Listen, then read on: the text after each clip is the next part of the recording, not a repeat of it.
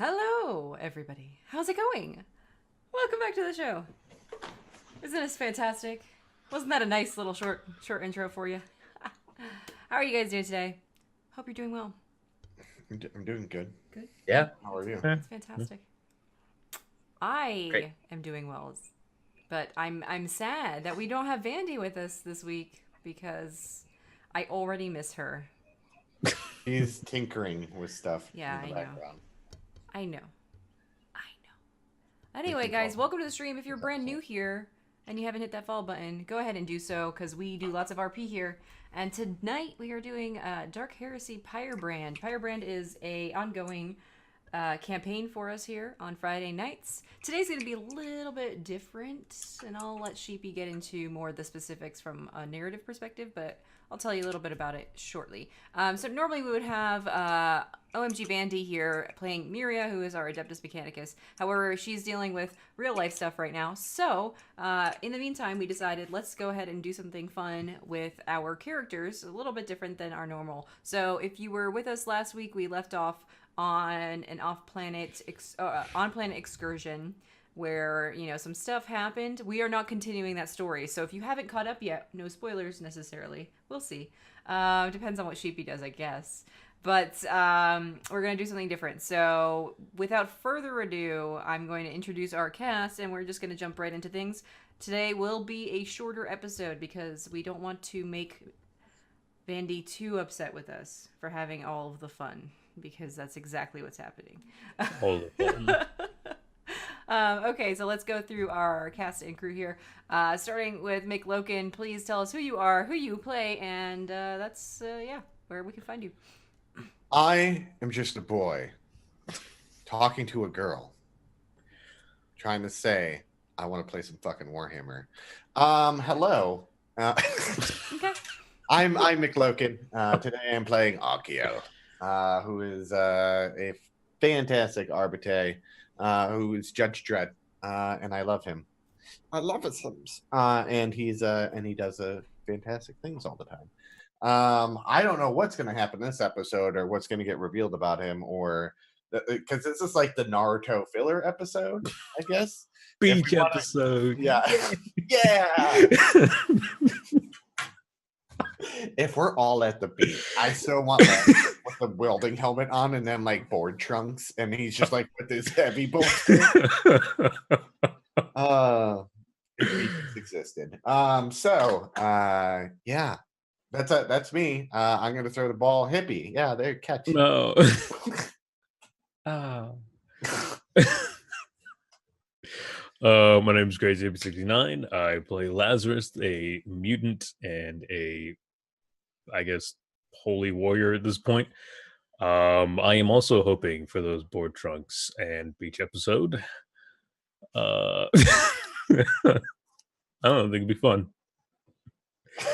Oh my god. Sheepy, I hope you're prepared for this.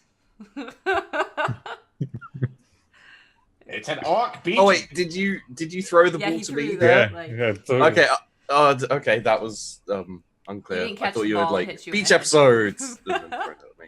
No, you're to that direction of me, so I kind of just tossed. Yeah, it went past me and went that way. Okay. Yep. Hello, I'm Sheepdog. I am the everyone else in this game. The young children, the random people Vandy often stops to talk to, the hastily searched name generator, all those things. And if you want to find me, I'm on YouTube, by the way. Let's get into it. Get down to the beach, get our swimsuits on, and what's it called? Sunscreen. My bot hates me. Your bot hates you, or your bot hates you? My bot. I made a bot just for bot command just for Sheepy, and look, it's like nah, we're good. Anyway. I mean, Twitch worked, so yeah. Okay, and I am playing Sybil, Mortat Assassin, and she is very curious indeed. So I'm I am interested to see what kind of shenanigans we will be up to. Each episode with an assassin. Yeah, I mean, like, I feel like this is like the Overwatch beach skins or something. Like, this is weird. I mean, weird. If this is a filler episode, we're gonna have to get together the villains who, incidentally, are also on the beach with you, and then you have a volleyball match against them. And Oh my A god. group of villains, We're like a wearing Jinxil and a group of yeah, Eldar. it's like there's gonna be like the dead scientist, like doctor dudes you killed, and it's just gonna be like, why is he there? He's dead. But, you know, just don't look that no. close into it. It's bad. Well, here's the problem. Okay, if we were Overwatch characters, our characters were Overwatch characters, who would they closest resemble? That's the question. I think burning Winston would be Lazarus. Winston? Yeah. Too smart. Well, in terms of body proportions. Oh, you could have said Roadhog too. Not as fat, but as bulky. Yeah. Or Reinhardt. Oh, Reinhardt. Yeah. Yeah. I go with Reinhardt. Not gonna lie, I barely ever played Overwatch, and I Suck paid no at this attention game, to it. CP. So the only name I knew was off the top of my head was Winston. Oh, that's a cop out. Well, who would Archaeal be? Soldier. Yeah. Yep. Get off my lawn, punk. I guess I would be Widowmaker, 100%. Yep. Cold, unfeeling sniper. Oh no, Cold, unfeeling sniper. Vandy would be Torbjorn. Torbjorn. Torbjorn. Yeah. Mirror here. Tink, tink, tink, tink. My turret. My servo skull. Bartholomew. What's her little goon's name? Bartholomew. No, her goo, not the skull. Oh, the dude? Oh, Oh, Lonnie. it's Lonnie. Lonnie. Yeah. Lonnie, get over here. Lonnie, bring me more scribe. Except for, doesn't she hate him now? Yes. Yes. Was it that because just of the that fate episode? table. No. No, That's that's forever? Wait, is that forever now? Yeah, until That something changes. yeah. Wow, Lonnie's dead. She's gonna start replacing his body parts while he's sleeping. Just like knock him unconscious. Oh, He'll my be gosh. dead for the first time. He won't need to. He'll bleed out That's with her probably true. methods. I mean, she's got good skills. Just No, less not good knowledge. medical. Yeah. JK, guys, we're not playing Dark Heresy. We're playing Overwatch, apparently. Okay. Yeah. So That'd sorry be a for the terrific derailment, one-shot. but it had me thinking about it, and I was like, now I want to know who would be who. So anyway, guys, yeah, you can impact the game today as well. Same story. Subs and donos are affecting the game. The panel below gives you the specifics.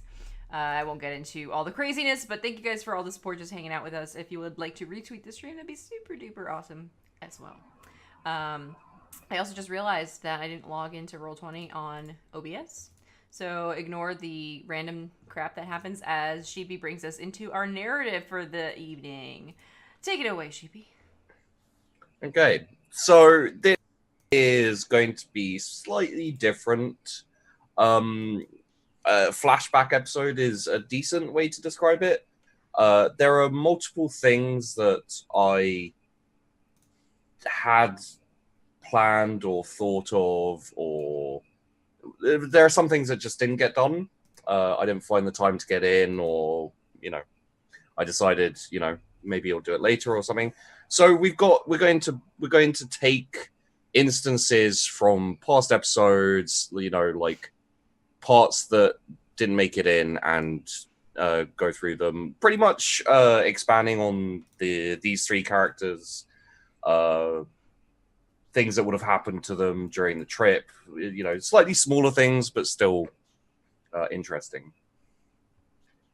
So there'll probably be a lot of crazy religion for Lazarus, a lot of talking gun for for Archaeal and a lot of sensual lesbian scenes for Sybil. Give the people what they want, right? Wow. She gets the fan service episode, but we're stuck with actually doing things. Her episode title, Scissor Me Timbers. Wow. That's so bad. I refuse to not get a fan service episode. I am now donning a snorkel with mask and swim trunks. Okay, yeah. I don't know who I'd pay you up with though. For the, or are you talking just Lazarus like in a beach scene? Just swimming, Lazarus in a beach scene. Yeah. And then he goes to those like communal shower things, which are like open air, and he's paired up with his heavy boulder. Oh, of course. Sorry. I can imagine like people being buried and having like the mermaid thing done just to the heavy boulder, or to Lazarus with the heavy boulder just next to him. Oh, dear. She sure works in mysterious ways. So yeah, let's start off by going back before the purge of oxygen on the ship. That's my favorite part. The purge or before the purge? Or during. During. We could have a little bit of during. Maybe that would be interesting. Really, this is. Yeah, Archaeal, there's a button in front of you to purge all of they're dead. They are dead. So yeah, before the purging of the gene stealers and the oxygen and all the lovely religious people who we all grew to know and love, I'd say probably during one of his trips to the chapel, the kind of main chapel religious area, Lazarus would be this is after your speech, by the way, Lazarus. He'd be walking towards the chapel, and at this point, I imagine you'd be just let through, as opposed to having to wait in line. People kind of get out your way. And would Lazarus just go to the front and walk in, or would he kind of join the queue anyway, even though he knows he couldn't kind of jump the queue? Absolutely, just go to a place to pray. Yeah. Okay. I mean, that's kind of what he did to begin with, anyways. Yeah. but now people are perfectly accepting of, that probably the first time there are a few grumbled, kind of like, what does he think he's doing? But now after the speech and the, everything else, he gets let through. But is stopped by a well, not stopped, but there a couple of people are kind of a couple of young looking acolytes, I'd say, are there to the side, kind of looking to catch your attention and wringing their hands and probably scuffing their feet, kicking a loose bit of metal or something nervously. Brother Lazarus. Lazarus will continue his prayer in an attempt to ignore them. Well, this is as you're walking in. Oh, so, yeah, before you get to praying, like, does he want to? No, he doesn't want to, but you're gonna make me. So no. If you want to, they'll probably try and accost you after your prayer. How oldish do they look? Probably late teens or early 20s. You take a guess. All right, send them my way. Well, if you'd like, they're not going to get in your way or stop you. So Lazarus could totally walk in, do his praying, and then come back out, and they'll be there again. I'll stop. I won't greet them, but I'll stop. So a big kind of bulking. Yeah, I just kind of stop and just kind of look at them. I don't. Do you do like the head turn just to kind of look down at them? You know, so it's like clomp, clomp, clomp, stop. Like, yeah, basically. Brother Lazarus, it's such an honor to see you here. Yes. What can I do for you? My brother and I, we were inspired by your words, sir. We thought we could pick your brain and find out more about the Inquisition and how best we could serve the Emperor. I can teach you ways to serve the Emperor. I cannot tell you the ways of the Inquisition. How do you serve the Emperor? Prayer, service.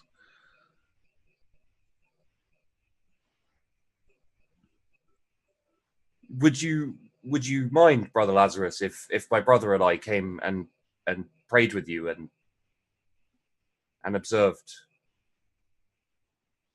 He nods and just turns and goes to the shrine and kneels down and prays in silence. He doesn't pray out loud. He just prays in silence. Yeah. So they he probably doesn't care enough to like turn around and notice. No, but I don't. They kind of they kind of get manage to kind of squeeze through the as you walk through. People tend to just kind of move back to where they were and stuff, but they managed to kind of follow in your wake, and they you'd say they're part of the colonists, the like religious, what's it called? Not crusade, pilgrimage to go and colonize a new religious crusade. The religious crusade to colonize a planet. They like charge out the ship and plant their flag very aggressively. Right. But yeah, no, they're obviously part of the colonists and this whole weird religious thing that's been going on, which we don't need to worry about now, guys. We all know how that ends. No cult on this ship anymore. And yeah, they probably keep a respectful distance, and I imagine they're kind of like got their heads down, they're praying, kind of mimicking you, but still kind of every now and then peeking a glance at you. And I'd say probably probably an hour in, maybe. How long does Lazarus pray for? It's quite a long time, isn't it? Long periods of time. Yeah. So I imagine the the priesthood and everyone in the abbey is pretty much used to this. So after a decent length of time, one of the kind of religious head leaders will kind of wander up towards you and cough once, twice. And like, yes. Lazarus, can I have a moment of your time when you are done genuflecting? I think that's the word. When you're done praying. If it is but a moment. That he rises, grabs his heavy bolter, and kind of stares at him. And he looks over towards the kids who are still there. You suspect one of them may have fallen asleep, and says, "You two, clear off and come back later." And they obviously get up and leave. He turns back to you and says, Brother Lazarus, I've been very impressed with your devotion to prayer and to observing the rituals we must all observe daily. Not everyone is as dedicated as you. The Emperor guides our ways. He is the light in the darkness that you will find when you need it. Worthy words. Well, I was hoping that you would maybe in a few days give more words of guidance and encouragement to our flock. Sorry. Yes. Guidance. I am not a priest. I pray for my own sins, and I do not feel right leading a prayer again in such a way. Oh, of course. You must be a busy man. You may have noticed that there are some of our people have taken a shine to you, however. So if you may give them words of encouragement now and then, this would be appreciated. The shine should be aimed towards the Emperor, not me. I am but a servant in his cause. Indeed. Well, we will try to keep them from bothering you as much as possible. Do so. Of course. Emperor be with you. Emperor, guide your ways. And then he kind of totters off. You probably see some people kind of, looking at you with interest, but you tend to get a fairly wide berth at the same time, just being fairly imposing and things like that. So you're left to your prayers and contemplation, and we will go to a different time, a different place after the purge, as Archaeal is leading a leading a sweep of what they like to call the death corridors. So the happiest place on earth. Take that. Take that, Holy Terra. Well, I was going to say Disneyland, but yeah, Holy Terra too. Do you think Disneyland exists in Warhammer?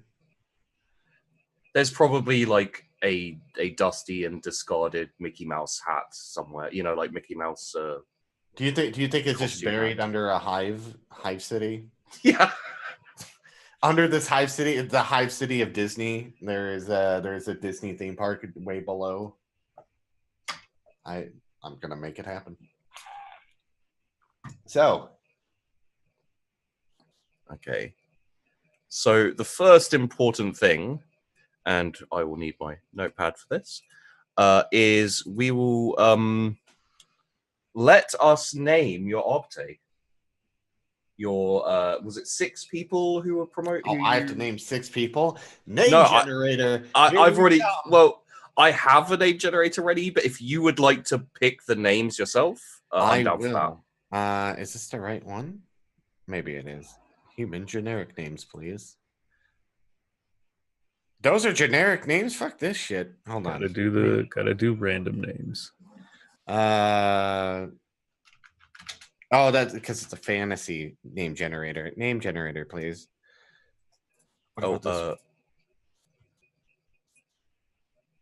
I have one that I usually use. I have to find it though. There's that one that I just put in the chat as well. That one. That's the one I use. No, what is this? There we go. Can we close that? No. Let me see. Let's see this one. I wonder. 20 names, random order. Let's do it. So let's go. Let's have Noella, Okay. Ezekiel Grimm, Ooh. uh, Is that 2 M's or 1 M? 2 M's, Awesome. obviously. Yeah. Boyce is Minger. Okay. I don't know. It's a Minger. I'm glad in the future we get complicated names. Well, if you want to copy paste in the Zoom for any difficult names, I'll. Okay. Let's do Dania Grimm. So we got family stuff going on. Oh. Twin brother and sister. That's the one I put. It's miniature or whatever. Yes. It's a so Minger. 4. It's Minger. Okay. Matthias, Mutius. That's 5. And one more. Dude, obviously this name right here. I won't reveal it. It will come up naturally during gameplay. That's Okay. yes. I want that to be a surprise. Okay. We'll see how that goes. So that looks like probably 2 ladies and 4 guys. Yeah. Noella and Dania being the. Okay. Good. So, when you did your sweeps, was it very often just all 7 of you, and then occasional splinters to go check a room, or was it very much like pairs of 2 clearing an area separately and then coming back together after a couple of hours? Pairs of 2. I didn't try. I don't know how Gene Stiller spread or Archaeal doesn't. Yeah. So he would be like 2 and 2. And and then he'd be like, the third wheel and a group randomly chosen. Or Okay. if they have to split the group up, it would be like 3 and 4, because he's the 7th man. So that's how he would go about it. Okay. So still traveling through the warp, obviously at this point. Mm-hmm. And this would be fairly early on, I'd say. So you're going down a previously not explored section of the ship that hasn't been cleared yet. And bodies are still littering the areas, and so you're kind of picking through kind of, I'd say most likely like a mostly storage area, possibly some sleeping quarters as well, for just people who worked in the area. And you're going 2 by 2. Do you organize it so that the Grimms are working together, or do you keep them kind of separate?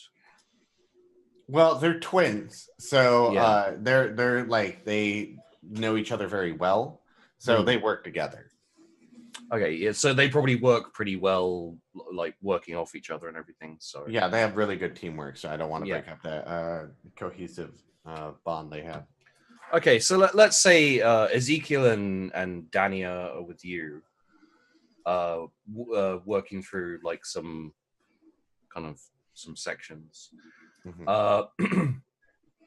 And as you're going, you have also Noella and Isiminga on as a team, and Mutius and someone else who will not be named yet, off, kind of clearing out another area.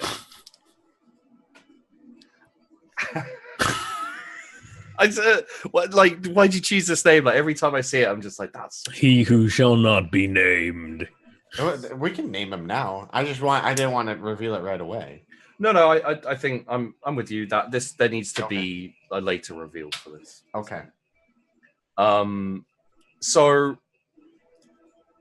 like, how do you proceed through the? Like, is it cautious in the sense like, are you checking all the bodies to make sure everyone's dead? Are you just kind of clearing it to make sure there's no gene stealers or infected still sitting around? Well, I assume your thumb's got you're looking at bodies and there's like a thumb bouncing around in front of you all the time. If the thumb goes bing, bing, we're not really making sure they're dead. If we do get a bullet goes to the head, okay, to solidify, because you know what, if a gene stealer gets shot in the head, it's still dead. So doing that kind of stuff. So as far as anything, unless one of the people have a flamer, but I doubt they have a flamer going around. So yeah, I would that's how it would go. Like if it was like, bing, we do what we normally do with a body, probably shoot it out the airlock, or I don't know, put it in the compost heap. I don't know what they do with bodies in Warhammer, honestly. Me neither. But here is a good question for all three of you. How would you organize the disposal of the bodies? Like, let's say for a moment the scene is froze with Archaeal and his team looking, and we go to another scene where you're with the captain and Fred Ward, who I haven't seen for quite a while, so excuse me if his accent is wrong. I have also been playing someone very similar to Fred Ward recently, so there might be bleed over. Is he fantastic? He is fantastic. He likes his massages as well. Okay. Sorry, let's take a very quick non-sequitur here for Crazy Hippie. I played a character who was in an interrogation scene. Chat voting happened, and he started getting a massage, and I spent an entire scene making sex noises. And I watched it live. Yeah. Glad I missed it. Yeah. Well, feel sorry for Metamancer who was jamming it. Oh God. Yeah. I'm sorry. Nightmares. What? Oh, sorry. She woke up that night screaming. I was like, what the fuck? He's not fantastic. He's not fantastic.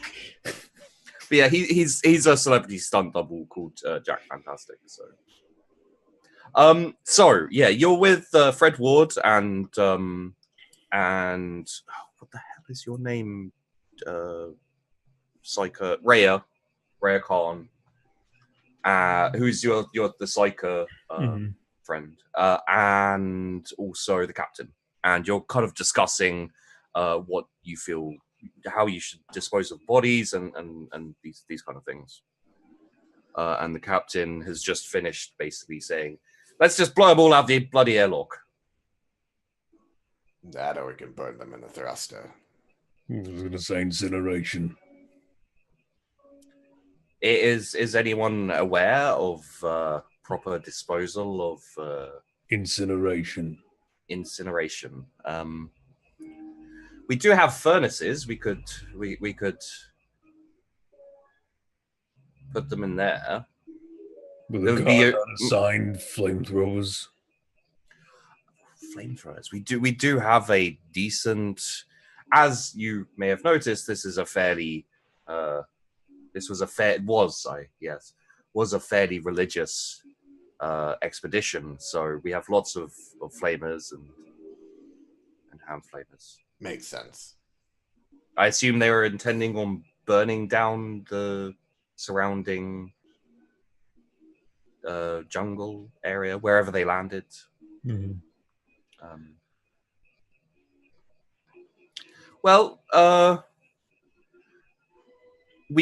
when we send out our patrols, and as we clear the ship, I guess slowly gather up the bodies. And do any of you know how likely it is that we'll be faced with gene stealers? Can they survive a long-term exposure in the void?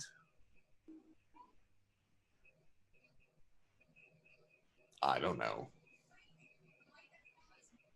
I believe most of our gene stealer experts were infected and killed, so Yeah. I believe, didn't you kill one of them? Yes, because he was infected. Yes. Well, So I guess I'm the expert now.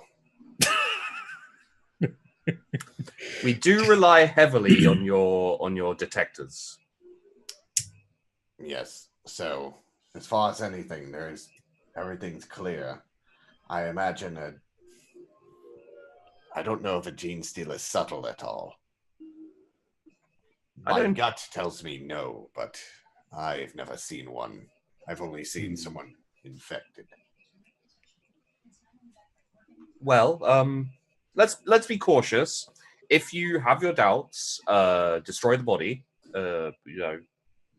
immediately.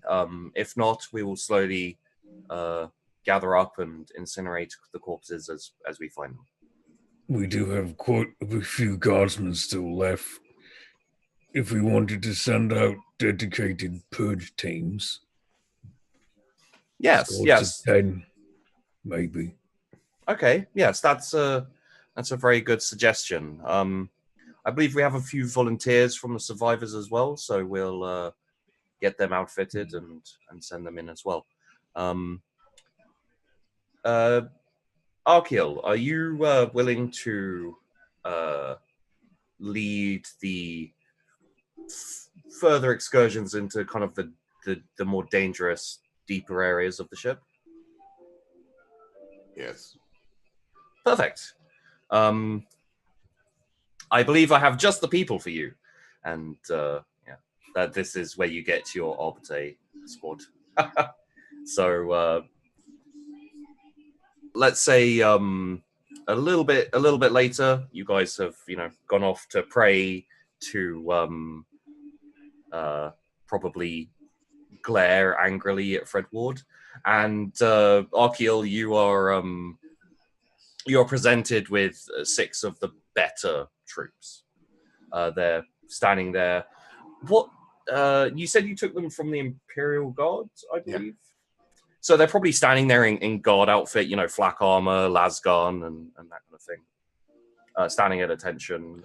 And the captain says, "We've picked out some of the best elite troops for you. Feel free to command them as you will." And then he wanders off to get a drink. Yeah, he looks at 6 of them. He's like, "You're all out of uniform." Sorry, sorry, I didn't hear that bit. You're all out of uniform. They just stand at, they stand stock still, kind of at attention. Maybe a quizzical look passes over Isaminga's face. You look confused by that question. Sir, we're in standard Imperial Guard uniform, sir. You're Arbiter now. Sir, yes, sir. Permission to be dismissed and immediately assume Arbiter uniform, sir. Dismiss and arm yourselves correctly in the armory. Aye, sir. And they all swing, and because you said dismissed, they don't obviously march off, but they hurry off to get re-equipped. So what? I think I asked you this before, but I can't quite remember. Is it? Are they armed with the shields and the? Because I would say a couple of them do have the shields. So I kind of want different, there's someone who has the shotgun, and there's probably 2 people with shields. There's other people probably with whatever weapons they could find, probably impact or the solid projectiles. I got the bolter of the group, so I'm important. But yeah, as far as anything, they all have shock sticks. I don't. They get in the melee. I just direct them from behind. Yeah. So I think if you wanted, you could probably scrounge up a couple of bolters for the team. I think on a ship like this, and with your influence, you'd be able to acquire. But if they're probably fairly rare, and it would involve a decent amount of bossing people around and stamping your foot till you get your way. So if you prefer, they can have shotguns and auto guns and that kind of thing. Probably shotguns and auto guns, like something basic. Because if they find something while we're out, I mean, people are dead, and so we got to claim the weapons, and we want to make sure we're best armed to police the 1,500 people we have on the ship currently. Yeah. So that's a and having the people with the shields, I want to say have maybe a little bit better armor, but that's they're more tanky. I want to think, but yeah, that's kind of how we're going about it. Okay. So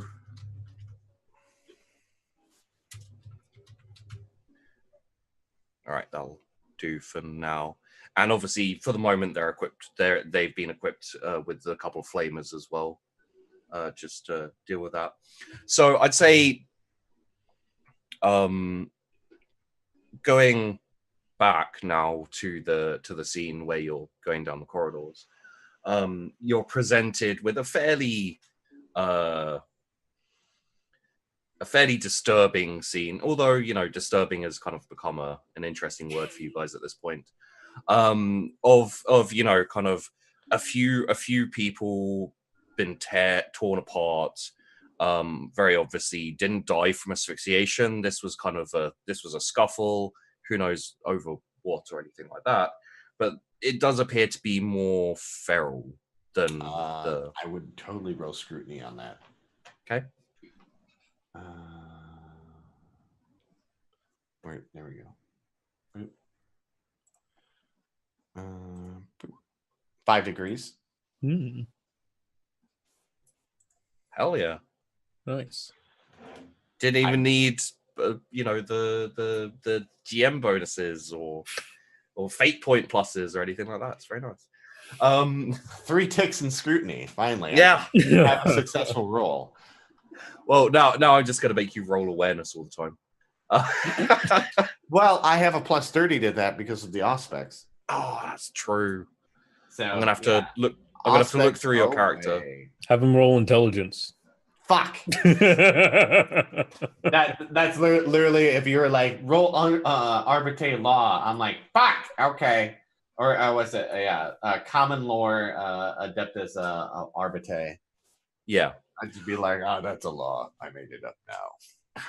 Well, I mean, it's a little bit fitting that because Archaeal has his own set of laws. It's a little bit fitting that Archaeal, wouldn't exactly know, but you'd probably get a bonus to that as well. Just from me being take a plus 10 or a plus 20. Yeah. So. Plus 50. Yeah. So what do I notice with 5 degrees? So it looks like they were. It looks like they came upon some infected people who just attacked them and pretty much just destroyed them. Hands and feet and teeth, and I think you would see probably further down the corridor the blood streaks and stuff lead down there, and then there's a couple of bodies over that way as well, just lying down. I would chime into the other team and check in with them real quick because I look at them and tell them to hold up with my hand, and then kind of chime in and go like, I forget who's on the other team.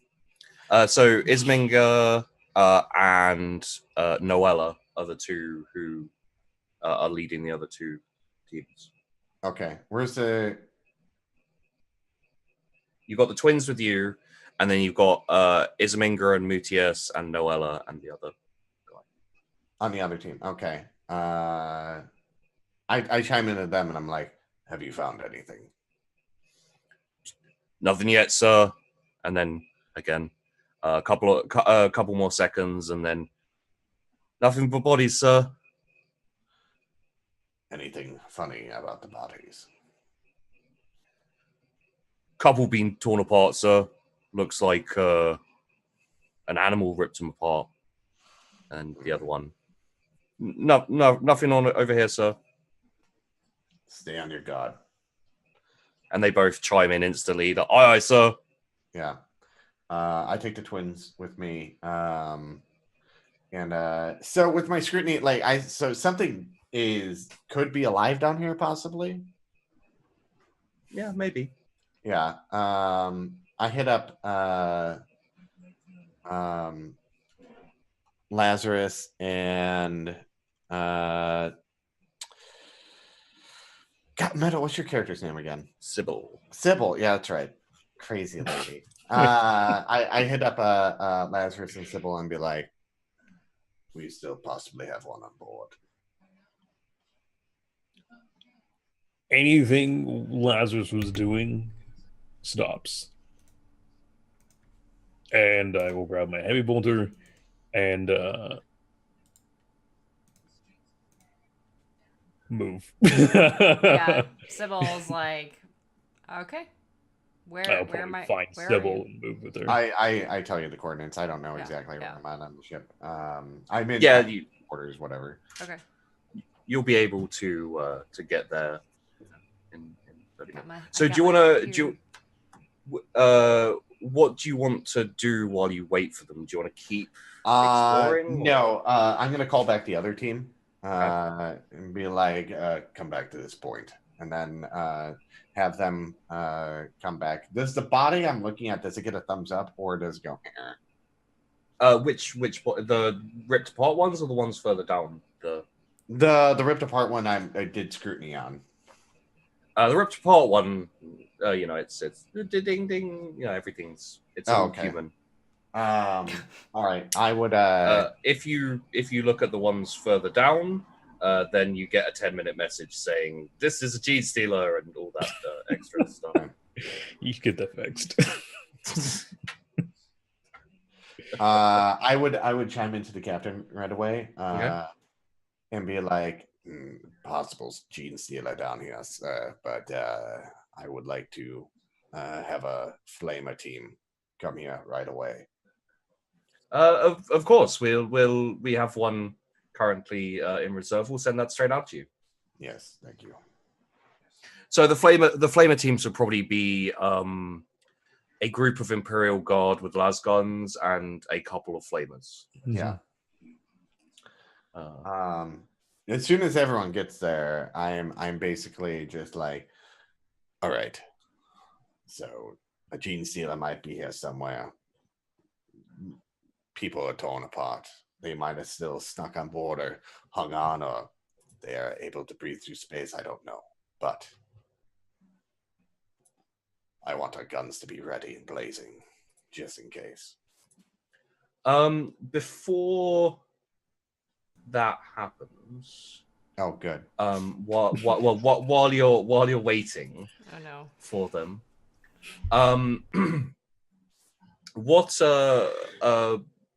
what do you do while you're waiting? Do you just gather everyone up and kind of take a quick break, or is it a bit more like defensive, as in like defensive, like we're holding position. Okay. Because we don't know what's going on, and I'm being cautious, like I have been, and as everyone gets together, like we're all kind of like scanning the area and waiting for people to arrive. Okay. Sorry, I've been trying to fix my roll 20. It's being really weird. Okay, so roll me a command with plus 10 because you're with people who you've got to know a bit and they're professionals. Ah, there, yeah. Look at that. I'm really good today. Nice. Give it a second. Eating all our good rolls. I got 6 degrees. Okay, I can't see the rolls or anything at the moment. So Weird. So yeah, they all the instant they get back, without even really being needed to be told, they set up a defensive perimeter. They're pretty much ready for anything, which means when this thing that I'm going to get to in a moment turns up, you're prepared. Okay. Where's Slanesh? The silence offends Slanesh. Oh God, no demons here, please. That'd be great. Blood for the blood god. Okay, no idea what's happening with this, but give me a moment and I'll tell you what we are up against. Do you need help with something on roll 20? No, my roll 20 is my roll 20 is like it's not stuff isn't showing up properly. Huh.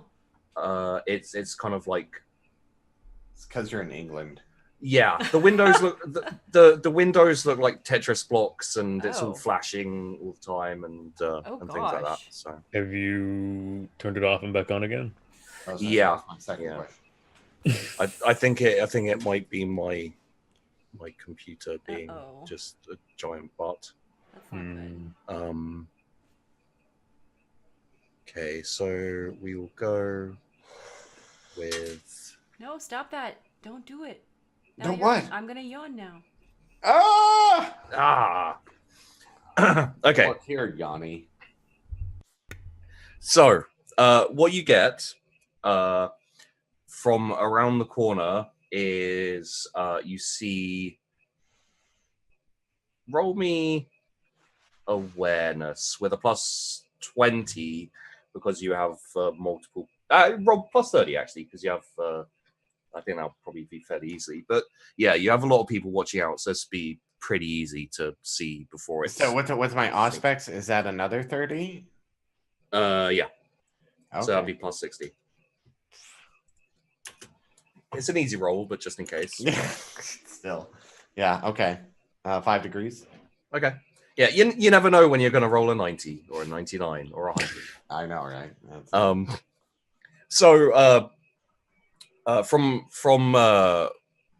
around the corner, a hand, big red hand, grips the side, and you see the beginning, like coming through the beginnings of like a glowing molten blade. Like a molten blade, like a power weapon? More like a do you would you like to Is it like Korn's weapons or Like a fucking blood fiend. hold on, I gotta look this up. search Bloodletter. Yeah. Bloodletter. So you can only see the tip currently, and it's slowly sliding out into view. Oh fuck! Ah, not these things. Yeah, these things. He's giving you just the tip. Just the tip. And this thing is coming around the corner, or is just we just see the tip of the blade. Tip of the blade, and like a clawed red hand is on the corner, and it's kind of it's very slow. All right, and we're in the middle of the ship, right? Yeah. This is what I'm doing. So I have a crack grenade. Yep. That I am just gonna fucking throw over there and be like, as soon as you see its eyes, fire, and throw the grenade. And I'm like, fire in the hole. And I don't know what crack does for damage, but we're about to find out. I can tell you. Please do, because I only have my blind grenades? Crack grenade does 2d10 plus 4 Okay. explosive damage. Do I have to roll anything else to throw a grenade? Nope, it's not nothing special with throwing grenades. You good? Yep. Roll 2d10 plus 4. 16. 16 damage. Yeah. You'd have to roll a hit. Yeah. Well, how do I wait? I don't have it on here. So just throw it into the weapon thing real quick. Okay, hold on. I got my blind grenade, so it's probably similar. So I'll roll the hit on that. Yeah. So it's probably a half aim because as soon as I see it, do I know what a bloodletter is? Or I mean, I don't know. I would say, do you have lore for demons or forbidden lore demons or anything? I would just say, does it look like a demon? I see a odd hand. I mean, it could be a gene stealer with a power sword for all he knows. Roll me if you'd like to know whether you recognize this specifically. Then roll me intelligence -20. Is this a short range attack? Let me do this roll first. This is probably standard range, I'd say. Standard range. Okay. Yeah. Rate of fire standard. It's very skinny Diablo. All right. Modifier. Is there a modifier value? No. I think they're hulking, aren't they? They're like just 1 up, so that would be a +10. Okay, so add 10 to whatever I'm gonna roll here. Yeah. Firing mode normal. Yes. Thank you for fucking 20 questions. Yeah. So it'd be 7 degrees with the 16 force damage, I believe, or impact. Concussion. Concussion. Okay. It's a types of explosive. It deals specialized concussion damage. Okay. Pen 6. Yes, but I don't believe the pen works against unnatural armor. I don't know. Okay.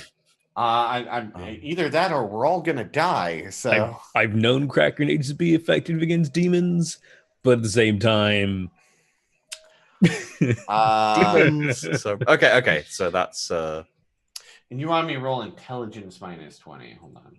Yeah, to see what you know about this guy.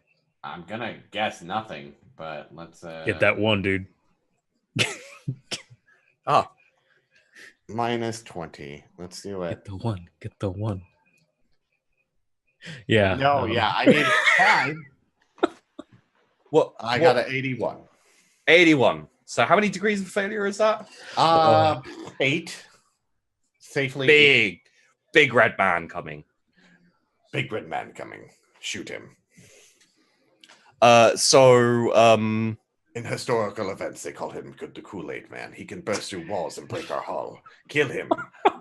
So the grenade explodes and tears off kind of a chunk of the wall. And as it clears, you see a big kind of elongated head with a tongue hanging out. It's really creepy. I love bloodletters. And the face turns and looks at you and says, "Oh yeah, no." The grenade and says, "Oh yeah." Huh? The grenade didn't do anything to him? Not visibly. All right. You know, it hit. Okay. And it was kind of it was clearly had some form of impact. But you don't see any noticeable like missing limb or damage done like yet at least. And well, okay, I guess we're gonna be rolling. I believe it's terror. So you're gonna have to tell me how I do on. Wait, actually, it'll probably be better, Archaeal, if you roll these rolls. So I'm going to need. I'm gonna need 6 straight up D100s. Actually, before you do that, roll me another command with a +10. And can I add fate to that? Sure. Okay. Keep 4 them in degrees. mind. 4 degrees on that one. Goddamn, I'm really nervous right now. And Okay. I think Archaeal's gonna die in a flashback. So as this head kind of turns to you, you see this like giant longsword that's smoldering and probably distorting the air around it. And the tongue you can see is kind of like it. I believe. Give me a second here. Let me look at the thing, because I believe they don't have like a lower jaw, possibly, and they just have like this big kind of like serpentine tongue. Yeah, they kind of had that like a tapeworm. They're like, yeah. So to give you guys, those of you who don't know what bloodletters are, they're big red demons with kind of like a very almost like an alien look for their head, except for red. With like big horns coming off. They have giant great swords, which are dangerous and slightly molten. And they're very like humanoid in look, very big and muscly and red. And then they've got kind of cloven hoof type legs. Very scary, very dangerous. And as this thing looks around at your squad and you feel a certain pants-sweating terror of the unknown, of the warp. You know, this is like gene stealers are scary. They have a certain amount of kind of nature feralness to them. this is very unnatural. This is very unnatural. This is otherworldly, and yeah. So God, I hope a sniper and a heavy bolter show up very I soon. was about to say, how close are we? Because like when you mentioned Jesus, this is the only time you've seen Lazarus sprint anywhere. Yeah. So you both probably set off about the same time, and you're on your way. You organize to what's the word? Meet? Basically meet as you're running. There's no time for like let's be here and wait. But you're like I'm going down this corridor. I'm going down this. We switch in. Literally over the comms, it's probably this what you hear. What the fuck is that? And yeah, but probably if I can pick up the pace, I pick up the pace. Yeah, Sybil's very, very light on her feet. To the point where you might not even hear her running next to you when she gets there. Yeah, no, Sybil, go ahead. I just need to find a vantage point. Roll us, both of you. Let's say roll initiative, actually. Like not for fighting, but to see how you're running. I was going to say athletics, but yes. Sorry, I can't pull up the thing. I can't remember all the skills off the top of my head. Acrobatics, is that okay for me? Yeah, I'm going to accept it. Backflipping down the hall. Yes. Backflipping's quicker. Okay. Yes. Use any the kind momentum. Any bonuses at all to this? Do either of you feel you should have bonuses? Maybe Sybil, because she's agile, but I mean, I have an increase when I take my shots, but that's because of that quirk that you can you get a move and shoot. Yeah. Well, let's give just in terms of like the difference in size and bulk and everything, let's give Sybil a +10. Cool. I will still use a fate point. Give me +10 too. Okay.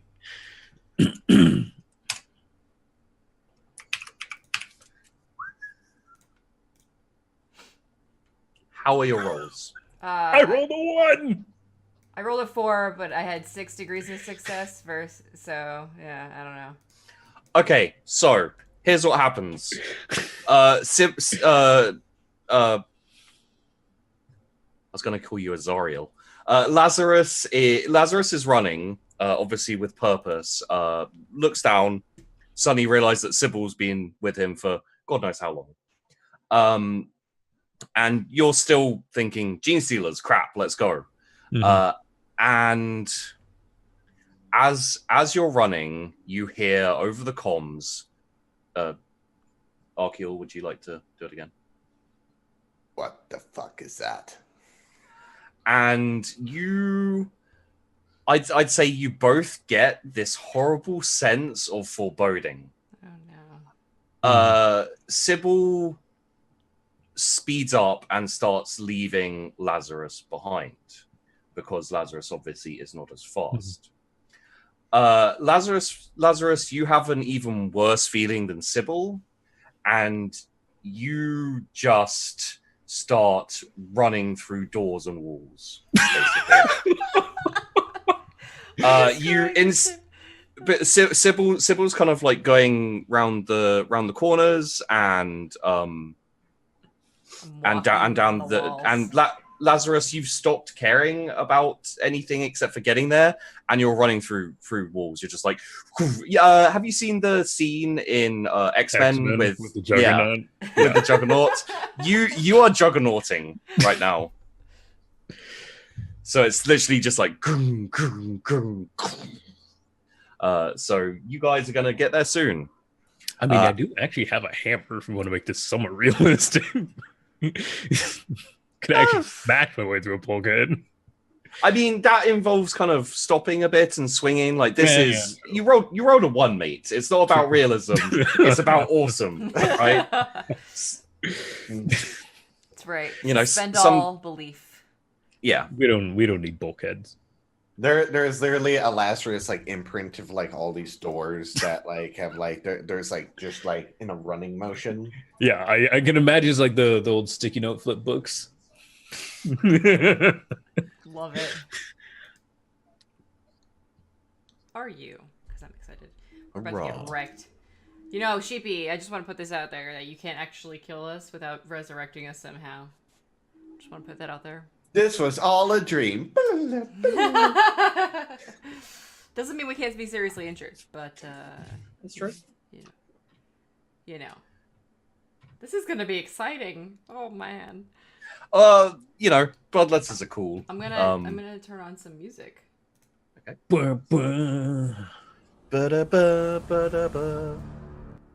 Oh, music. Dun, dun, dun. It's got serious. So as the Bloodletter, you see him around the corner, you feel the otherworldly presence, and you feel like a cold steel in your stomach, basically. Like it's not good. But you are in command, and you feel a certain sense of responsibility. So your command roll succeeds. How do you hold the line, as it were? You know, you can feel the fear in the other arbiter with you. Because this is fucking.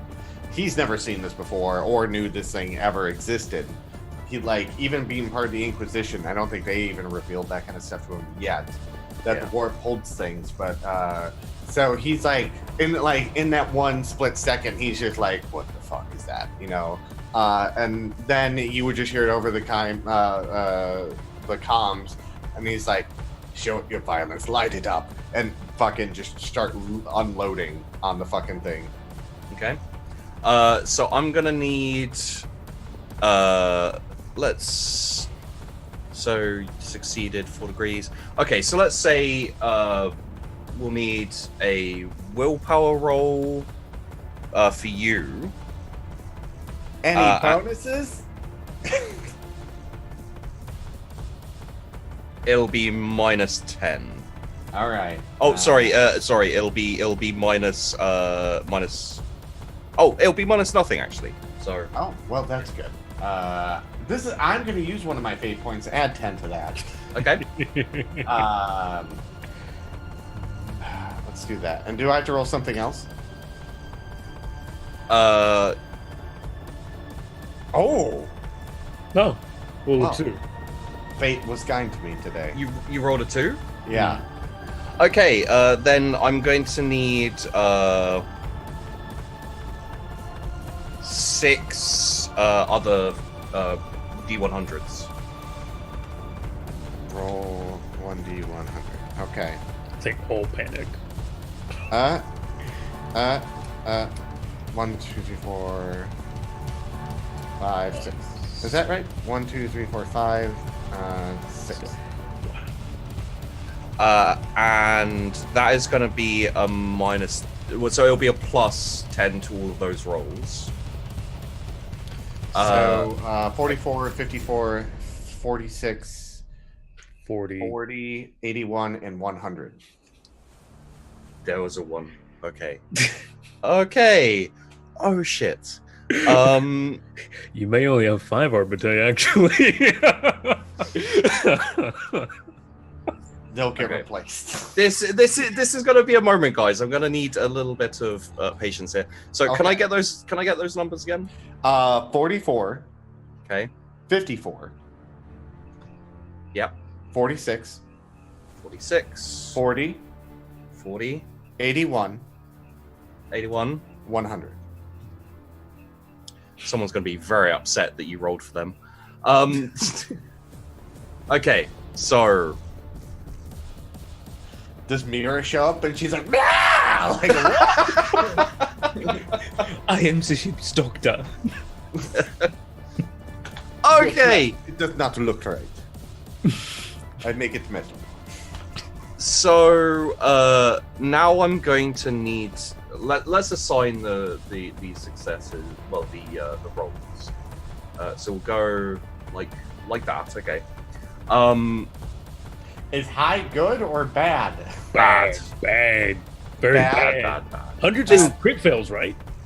Yeah. Well, they rolled yeah. a 90. That's the plus 10. Well, it would be a 100 because it would normally be the roll plus 10 automatically. Yeah. Oh, okay. So, we're going to need. Let's have a look. How many succeeded? 2. The So, twin, I want to say the twins succeeded. give me a fate point, and I'll allow that. I will. I will use my fate point. Okay. Oh, I hope he who shall not be named is the one who crit fails. This is how it epically, naturally comes up. I don't know. Let's see what happens. So let's have a roll for Noella, a D100, and we will have a D100 with. Yeah, just a straight D100. 43. Reading with shock, the character backs away from the source of her fear. She cannot willingly approach the object, but can otherwise act normally with a minus 10 penalty on all tests until the end of the encounter. So I'll just note a minus 10 there.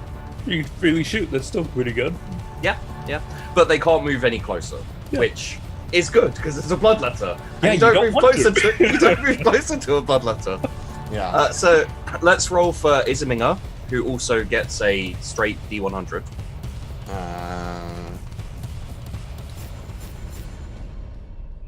100.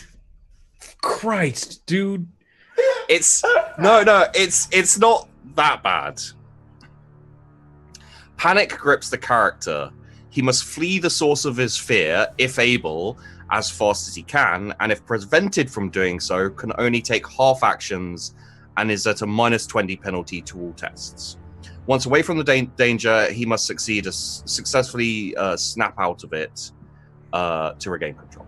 So who's gone? So, do you want to roll an athletics or acrobatics if you want to stop him from running away instantly? Commissar. You know you have to. Yeah. Give me. I will do a acrobatics. Okay. We'll see. Be the commissar. Any minuses or pluses to that? No. Yeah, no. I'm like, what? No. And he jumps back as he's trying to grab this person, but he's too focused on the thing in front of him. Yeah, it's more of a secondary thought of don't run, but also bang, bang, bang. Should have just shot him, man. So let's do. I think I want to shoot the thing that could possibly kill all of us in one round. Yeah. Absolutely. Killing your friends is the best way to build morale. So let's do Mutius next, which is going to be a D100 plus 40. Jesus Christ. Plus 40. Okay. These guys are gone, man. Oh, they didn't. 44. Yeah. With the plus 40? Yeah. Holy crap! What did you? He rolled a 4. Okay. Reading the shock the character. So again, you get the same as the last one. Not the last one. The first one. Yeah. So he's in shock. He's scared, but he's holding his ground. You seem to have exerted some very impressive. I am Archaeal. You've inspired them, yes. So let's roll for our final, as yet unrevealed character, which is going to be a D100 plus 70. Roll a 1, baby. Nope. 115. Does it go that high? Oh yeah, it goes to 171 plus. Wow. It could have been a lot worse. Okay, let's just give you an example. The top one, which is 171 plus, the character dies. Heart attack just dies. Yeah, just heart stops. Has to make a challenging toughness test or die. Jesus. Darkest dungeon much? Yeah. So Raptor Klingberg, who is our last character, you see him crumple, just as this demon turns its head. It immediately looks at Archaeal and then sweeps its gaze along with kind of this strange multicolored, not multicolored, but strange dark smoke coming out of its mouth. And as its eyes fix upon Raptor, he just crumples to the floor. He is unconscious, and roll a 1d5 quickly. Roll 1d5 quick. 4. He is out for 4 rounds. Okay. And when he gets up, he's going to have the same effects as the others, which is minus 10. Just passed out. Just, oh.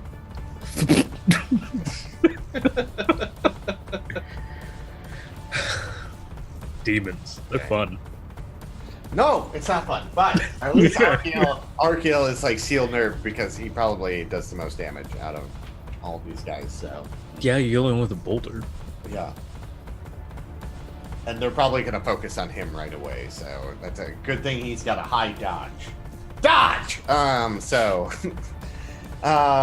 right, what happens now? Let's roll initiative. Oh, god damn it. All right.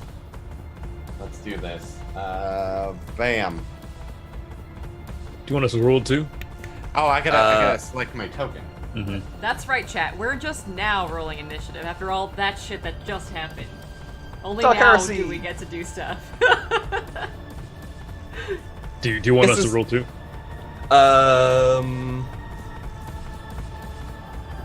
Yeah, okay. So, Lazarus, do a plus 20. Because you rolled a 4. Right. Just add 20 to your roll if you want. I'm gonna actually roll that.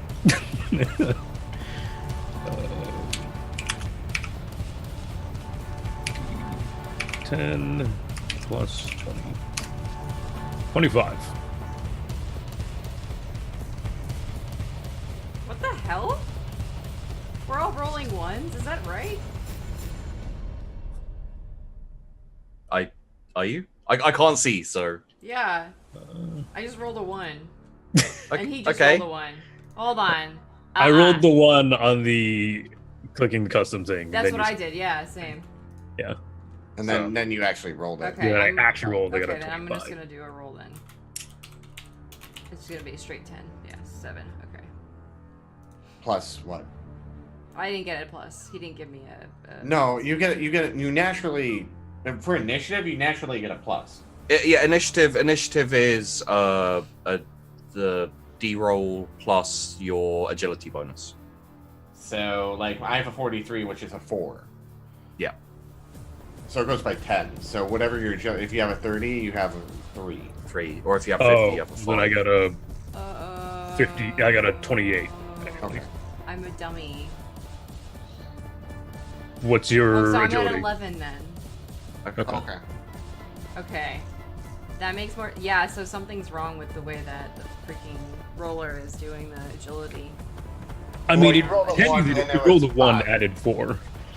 Yeah. Oh, did it? Yeah, it did do it right. It just you rolled. It gave you 1, and we Yeah. decided to figure that was wrong. I'll just use my fate point for that. That's what I do. Okay. That's, Okay. Yeah, I to have no re-roll a 1, yeah, fuck that. Give me your fate points. Oh, everything turned up. That's lovely.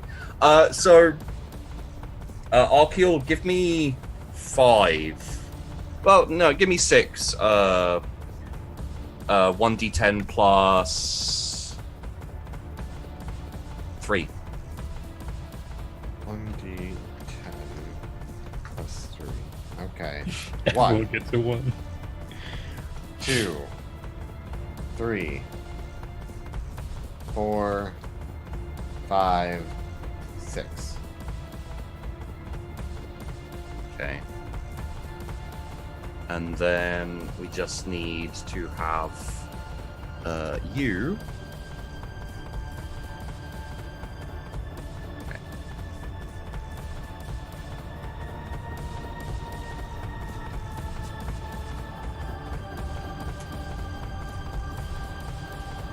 There we go. Ooh, damn. Okay. So Archaeal rolled a 4, and so I can't see all of them. So I got Lazarus, you Huh? got a I got 28. 28. Yeah, I told him to add 20. gave me a plus 20.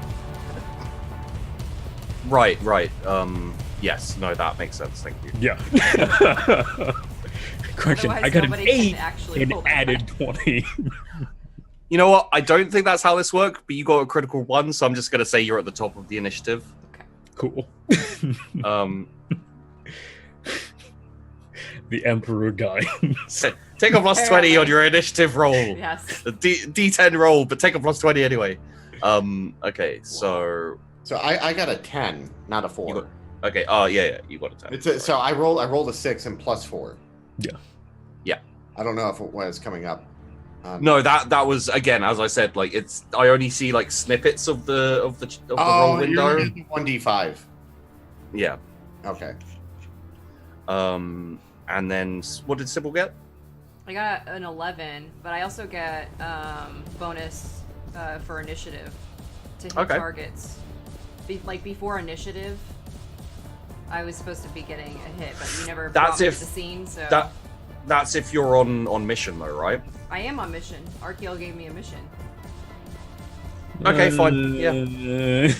I'll allow that. I'm just saying. I mean, I still get a bonus after I initiative, mean, so either way.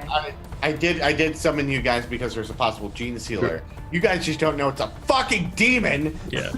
The other thing is, do we can she shoot it though? Like, are we in a position where we can actually see it at the current moment? Not yet. No. Okay.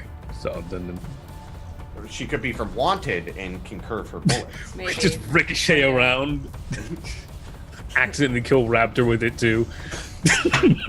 Paw Raptor. Yeah, Oive is right, Bryn. Oive is correct. Several other curse words. hi, that Bjorn. won't go off. Welcome to Judge Dredd Fights Bloodletter. Fuck. I'd watch that. I would. I Yeah, would I watch would that. watch I'd watch it. Yeah. Yeah. Hell yeah. I mean, Judge Dredd would get destroyed, but I'd still watch it. Yeah. Okay. All right. He'd be frowning the whole time.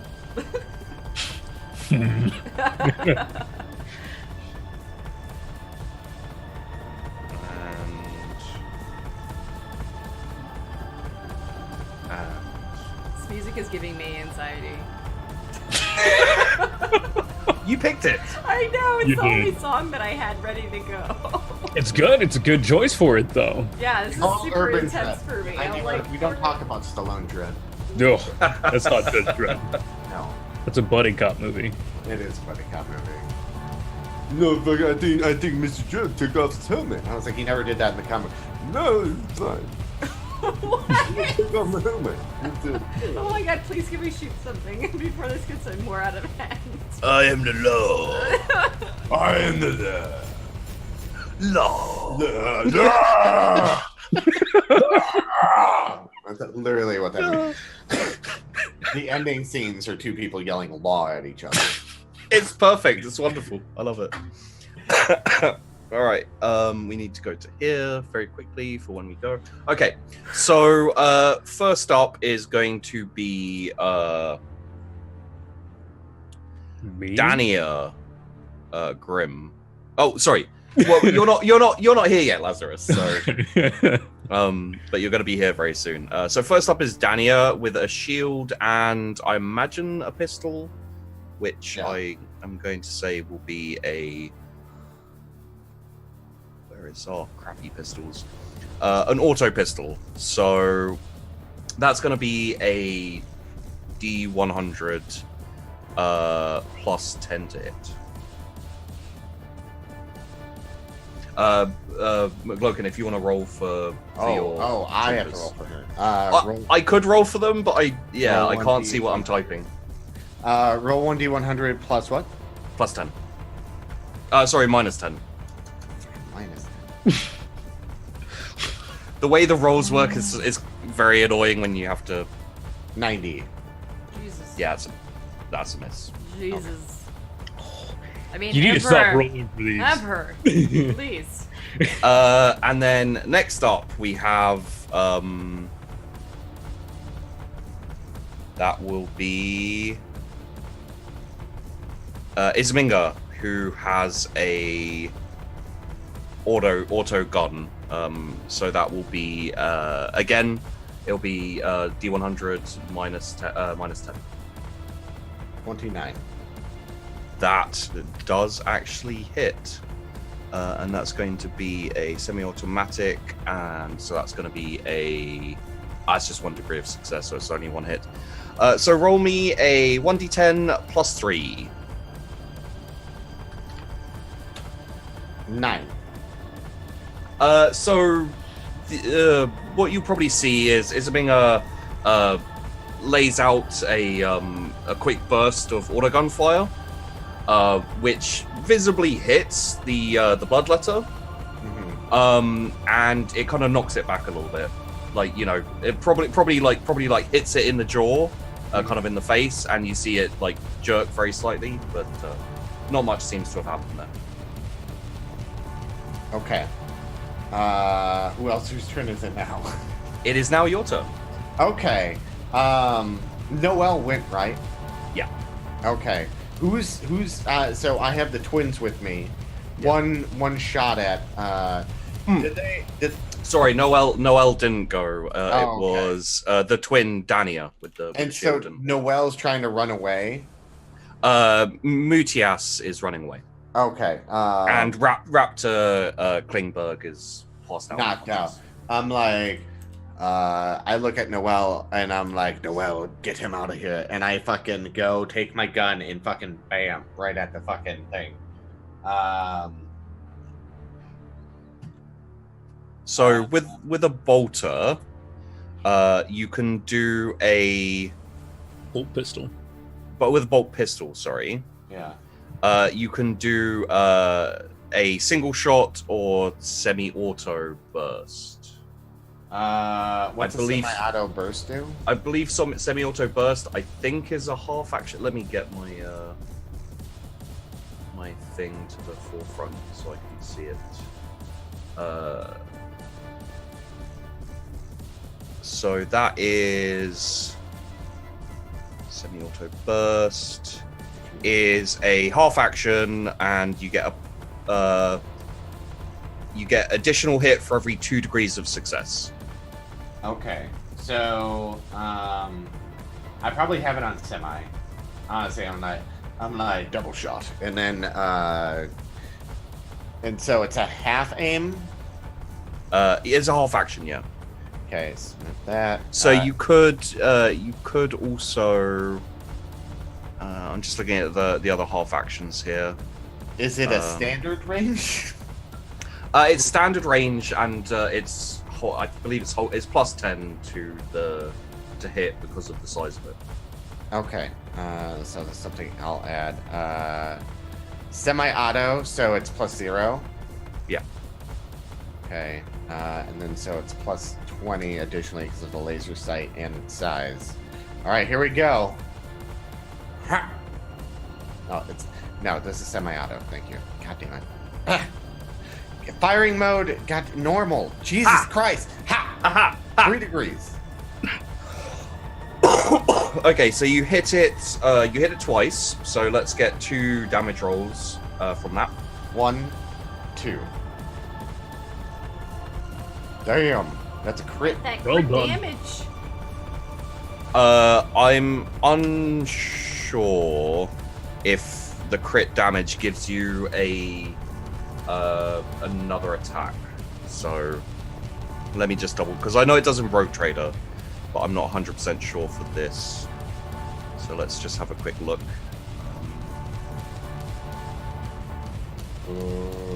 More damage would be great. Yes. Because I don't know how much HP this thing fucking has. I know I probably hit it fucking good. So I'm trying to find the. Saying it doesn't in Dark Heresy, in chat at least. I don't know. Okay. Okay. So I would position myself in front of the people, my new people, because I think this is way out of their league. This is way out of my league. But I'm like, as I'm shooting, I'm like, fall back, and like I'm fucking shooting at this fucking thing, because it's been shot a few times. I don't know what's it do when I shoot it. Well, what is the damage and what is your pen? Pen 4.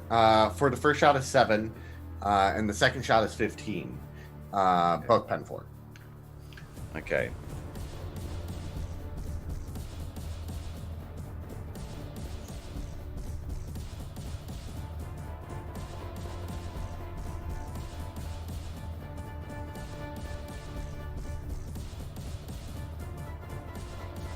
Okay. So when I'd say one of your shots, again similar to the last shot from the auto gun, kind of jolts it a little bit. Doesn't seem to do any particular damage. Your second shot, you see proper penetration, and it goes straight through the kind of upper torso of the Bloodletter, and you get a fairly otherworldly kind of roar of rage. You'd like to say pain, but it's more rage than anything else. And the Bloodletter looks in your direction. No, that's what I wanted to do.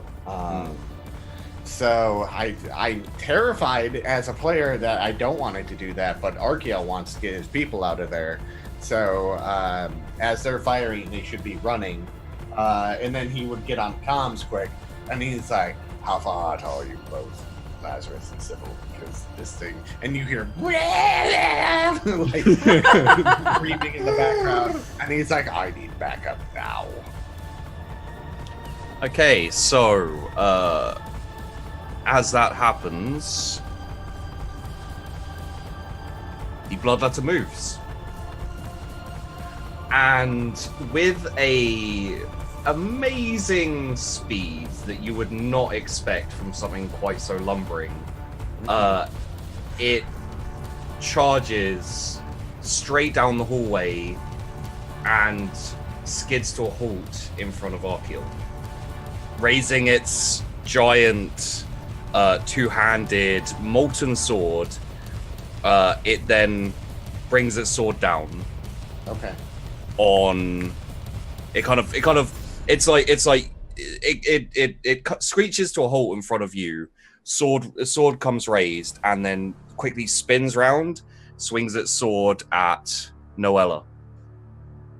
Oh. Can she dodge? She can dodge. We hope she can dodge. Plus anything for the dodge? -10. -10. Okay, this is gonna be good. Oh dear. -7. Do you actually She roll a rolled a- fucking 3? She You rolled a 3.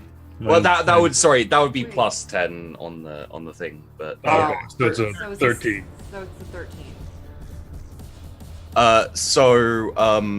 She sees the attack coming, even though it's a feint on you. She sees the attack coming on her, and don't need to roll as Bloodletter this time. As the Bloodletter swings round and aims for her head, she's already dropped onto the floor, and kind of rolled away and gotten back up.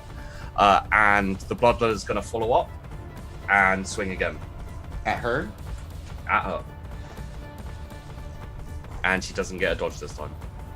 Oh. You can dodge. You have one reactive. Yes, reactive. Okay. He doesn't like her. Why? I'm the one who fucking shot him good. You got his attention. It's easier to kill peons. I mean, we're Yeah, all peons in the eyes of a demon. Well, especially one with corn. Can I get a D100, please? Oh god damn it! Is this how much guts explode everywhere? This is to hit. 0. I So rolled. Oh, and hold on. it's You gonna. rolled a T0. I rolled a D0, so Just 0. Nothing. get- No, not that. Let- not that. Wait! Don't roll yet. I need Okay, to. go. Too late. But he can't see it anyway. Okay, so that's Are gonna we going be. for high or low? Because roll 20 is broken for him. You want high. So this is gonna be a -20. So 57. It's a hit. Okay. So the demon. I'm looking at the stats for this. The demon like swings down for the first attack, and Noella rolls out the way, and then he just thrusts forward with his sword, one-handed even, straight at Noella's chest. And roll me a 1d10 plus 15. It's so not really bad. necessary because, yeah. 21. And the sword just slides straight through the chest piece, out the back of Noella's back, instantly dead. How can you give me a team that I have on a planet, and they're dying? Because these aren't those They're people. different- They're Yeah, these people were never named, so you don't know who's in your team. I need to have the twins. That's all I want to. Well, you just lost one of them? Yep. No, that Noelle's not one of them. No, Noella. Oh, No, okay. yeah, Noella's. The twins nerve their steel. It's Diana and Ezekiel. It's Danny and Ezekiel are fine. Danny and Ezekiel. Are they the two so. shield bearers? Or are they different? Or Diana is probably the shield bearer because she already rolled, and then Ezekiel Okay. is probably the shotgun. okay. If we were in a different crew, it would be weird for us to have two shield bearers in one crew. Yeah. So Figure the twins would twin it. we're twinning right now. Did they get bonuses for twinning? If so, yes. With that, like, I am like, I don't even know what is it. Ezekiel. This is what. So just very quickly. So as the sword slides in, and you know instantly that Noella's dead. Her auto gun drops from her hand, and her kind of around her chest just catches on flames, and she starts slowly burning. We'll deal with that in a second. Right now, Archaeal is just looking at this thing, nerves of steel, and he's like, "You have terrible aim." And then he's taking his gun up into his face. He's being cocky as fuck, but and he's trying to get everyone else out of there. But I mean, this is his. I mean, you've already given them the order to retreat. They just didn't roll. I'm just really selling it home right now. Oh yeah. The Bloodletter rolled well on his initiative. Oh yeah. So, so next up would be, Noella. So next up, I die harder. yeah, you hear a little pop and crackle as Noella fizzles a bit more. And next up is Raptor, who's unconscious. So what happens is Raptor loses a round of unconscious. There we go. Amazing. He didn't die first. Yeah. Well, with his plus 70 to the roll, I was so sure he was going to die. So next up is Ezekiel, because Mutias is running away already. Yeah. So Mutias keeps running. Is that anyone picking up Raptor? Okay, so I'm gonna ask for a command roll for earlier when you told everyone to run, and you said you said to pick. You said you told Noella, I think, to pick up. Yeah, Raptor. I did. Yeah, you did. Noella. But in common Imperial fashion, when your friend dies, you should really pick up their slack. Yeah. Well, in common Imperial fashion, when there's a demon there, everyone runs for their fucking lives. But let's do command roll minus. Any 10. modifier at the plus 10 still? No, minus 10 on the command roll. All right. This time. 2 degrees Of success? Yeah. Okay, so I rolled a 29. Ezekiel is going to sling Raptor over his shoulder. Mm-hmm. And I think in this case, I'm going to call it, with Dania covering him with the shield, they're going to start backing off. Okay. So they're gonna kind of as quickly as they can move away from the Bloodletter. So they have Moodius, Ezekiel, Diana, Raptor. Noella's dead. Who is the 6th person that we picked? Because I didn't write anyone down yet. Isaminga. And Isaminga is... Oh, sorry. Isaminga is the one who is running, so Mutias is the only one left with the Bloodletter at the moment. And he has the other shield, I imagine. Okay, yeah. Yeah. I'm going to say that. I can imagine them stun sticking this thing. No. I'm sure he's like his turn. He's gonna be like digressing back and moving backwards with them, as this fucking long-tongued magma sword motherfucker is. So the other guys are focusing on getting Raptor and withdrawing. So Mutias is going to move a little bit slower than them. So he's still facing the Bloodletter, and he's gonna rip off a shot with his auto pistol. Okay. Which is gonna be a minus nothing. It's gonna be a 0 actually, because you get plus 10 for hulking and then minus 10 for the fact that he's terrified. 39. That misses. Okay. So it goes. Okay. And that is the end of the first round. Which means that Lazarus and Sybil charge onto the scene. Lazarus, as Ezekiel is carrying Raptor with Dania covering him, they kind of step to the end of the corner, so they're just about to turn the corner and be out of the way. And then Lazarus just bursts through a wall with his heavy bolter, and like skids to a halt and turns around and sees the Bloodletter, and then Sybil comes round the corner.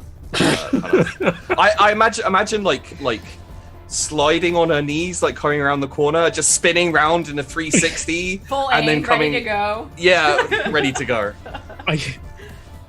Are we the Avengers? Because like, I can just kind of imagine she's kind of a little Black Widow, like comes running around like ready to go, and I've just hulked through a wall. Yeah. And I'm the Captain America commanding people to fucking do shit. Yeah. Great. We're so we just got to now. And We just you know what? Fucking Mira's Iron Man. So A really weird Iron Man. Yeah. I mean, Alternate Iron Man's a little weird. Yeah. I guess. Oh, God. Okay. likes drinking. What's happening? Come on, I need to shoot stuff. Do I go? So, Lazarus, you're up.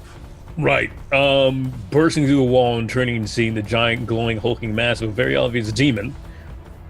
Roll me a fear test. Oh, I was actually going to say, I can see its death a million times over. Am I still afraid of it? It's a demon. So. Are you causing its death? I know. I literally, with my eyes, I literally see its death in every way possible, which is actually ridiculous. But what is Mutations are fun, people. They are. What is fear test? Okay, so that is a it's a willpower, and it's gonna be -10. So that'll be +10. Sorry. +10. Oh wait. This is so confusing at this point. I'll have to roll up some character sheets for those people For the who survive and potatoes, everything. Yeah. But it's so if you do your willpower test, it's going to be -10. -10. I will use a fate point and just leave it flat. So it's a willpower test. Dude, I'm gonna fucking crit roll that. Don't even. I have 1 crit success left. I'm not even gonna bother with this shit. Yep. Yeah. See, I never got a crit. I'm not gonna say anything. Yeah. Yeah, I roll a 49. I'm gonna re-roll. Okay. So that's Maybe. -10. I mean, it's really not worth it because it's 1 degree of failure at that point. Yeah. I'd rather just take 1 degree of failure than potentially anything more. Yeah, that's fair. That's a good point. No, really. So I guess I'll take that 1 degree of failure. Okay. And Sybil, will you also? Yep. Crit successing my willpower check. You succeeded. Oh Well my done. god, it's amazing. I'm just like, I'm steadfast. Oh no, actually, here's what happens. She is reciting one of the imperial mantras over and over in her head, and she's like, you know, Emperor, deliver us, you know, the blasphemy of the demon, blah blah blah, like the whole thing. This bitch ain't no farseer. Yeah, this arm wasn't taken by you, was it? Okay, yeah. Rest of you, maybe. So let's get a D100 +10. For me? Sorry, for Lazarus. No, for me. I'm gonna get the worst roll. Oh no. You know that, Please right? Don't. Like, that's just how it works for me. Then he turns Chat into needs a to help. Too bad it's not a. I was gonna say, wait, don't I? No, it's not a negative mutation. Yeah. Because I can make it a positive mutation. Oh, there you go. 24. So that's the that you're kind of shook up a bit. It's obviously, I'd say probably your devotion to the Emperor is something that usually helps you in battle and helps kind of steel your resolve. In this instance, this is something so otherworldly and so kind of like pure in its evil, I guess, in your eyes, that it's not you know like affecting your faith, but it shakes you more than you would imagine, and you take a -10 to skill tests. That it? Yeah. I can still move towards it? You can't move towards it now, No, okay. but you're within standard attack range, so Okay.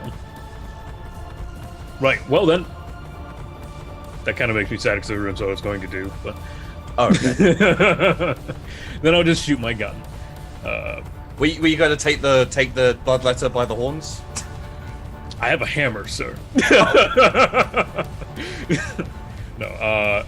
Right then, as I round the corner and see the bloodletter, and after my quick moment of pause, I will yell to Archaeal, step to the side. And I will open fire with the heavy bolter. As you like pull down on the trigger, you being a little bit not of sound, mind, and body currently, you don't know how real this is, but you hear in your head what you imagine the Emperor's voice would sound like, in your imagination. And it's just saying, slowly getting louder, purge, purge, purge, purge, and you pull down on the trigger. In response to hearing what I assume is Emperor's voice, I will shout in my loudest essence, "For the Emperor!" and open fire. So is this a full auto burst? I only get full auto. That's Yeah. true. So let me change that. So this is a full auto burst. Yes. This is standard range, you said? Yeah. Range or anything? And plus 10 because of hulking. Okay. So that'll be a nothing because you got the minus 10 as well. Mm-hmm. But I don't have to brace anymore, so I can still do a half aim. Yeah, you can. So happy. Bulging biceps. Ammo, full. Firing mode, normal. Oh, Oh no. I will actually roll that one. Yes, re-roll that. Yeah, because that may very well easily be Archaeal. Just It's only a 40. You only have a 43 standard plus hulking. Let's see. I mean, my You roll base it, right? ballistic skill is 43. And use no Plus bonuses hulking. there. Full auto burst is minus 10 as well. Mhm. Oh. Wow. Late. Yeah. Re-roll it. Re-roll that son of a bitch. We're rolling. One of these was short distance.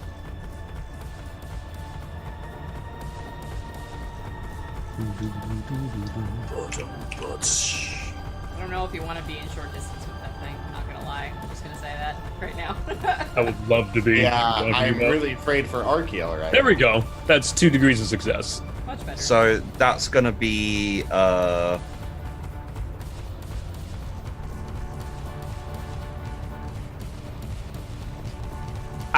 okay, so that is 2 hits.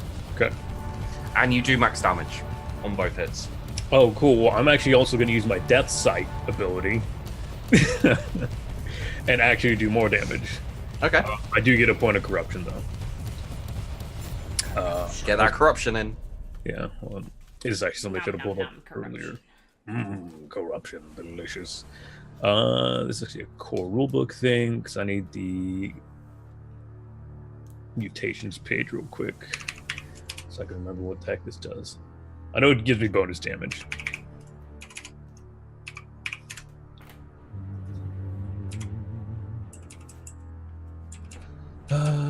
It's rending. Oh boy.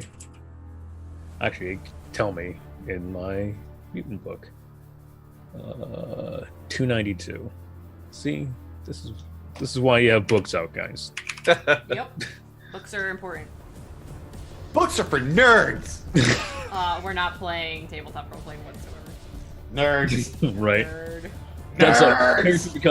the character's mind becomes twisted. His eyes show him countless possible annihilations of anything or anyone he gazes upon for more than a few moments. Once per game session, his character can increase the damage of one attack he has made by his corruption bonus. It does so he gains 1 corruption point. Cool, I don't know what my corruption bonus naturally is. Let me check.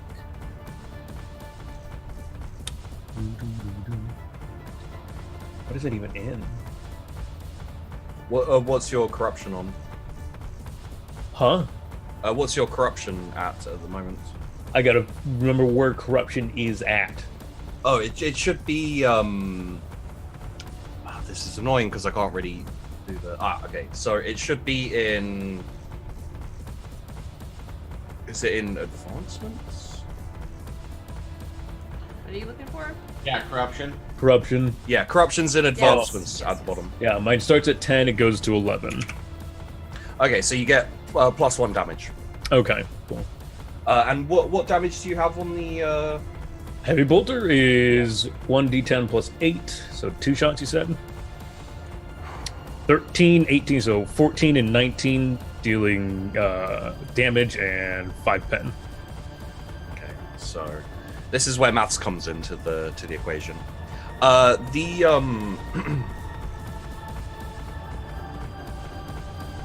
The first shot you do, you feel the power of the Emperor guiding you, basically. And that's gonna do full damage. So instead of 13, what's the damage on your weapon? It's 1d10 plus 8. So that's gonna be 18. So you're gonna do 2 18 hits. Okay. Which is gonna be penetration 5. That's 10. And okay, yeah, I know how much damage is done. So you take a quick full auto burst, and you see 2 like solid impacts. And seeing as you can see his death, and you use that in this, which limb does he lose? Sword arm. The one holding the sword, or the one holding the sword? Okay, so one of the shots like hits him straight in the kind of lower chest, almost belly area, and like rips a good chunk of flesh off, and causes like a low growl basically. But the second shot just dissects his arm, like just this part of his shoulder is blown off. His arm goes flying, and the sword also flies out of his clatters onto the floor. And he turns from let's amend that very slightly. His arm blown off, and the sword falls forwards with Noella still impaled by it. So Noella, like, kind of still burning, falls backwards, and the sword's kind of sticky up in the air. And then he turns from kind of screaming at Noella and looks at you. And I just glare back to my welding mask. That's right, bitch! I need to put on the gas mask one of these days. Eventually to actually make that transfer. When you level up. Alright. So next up will be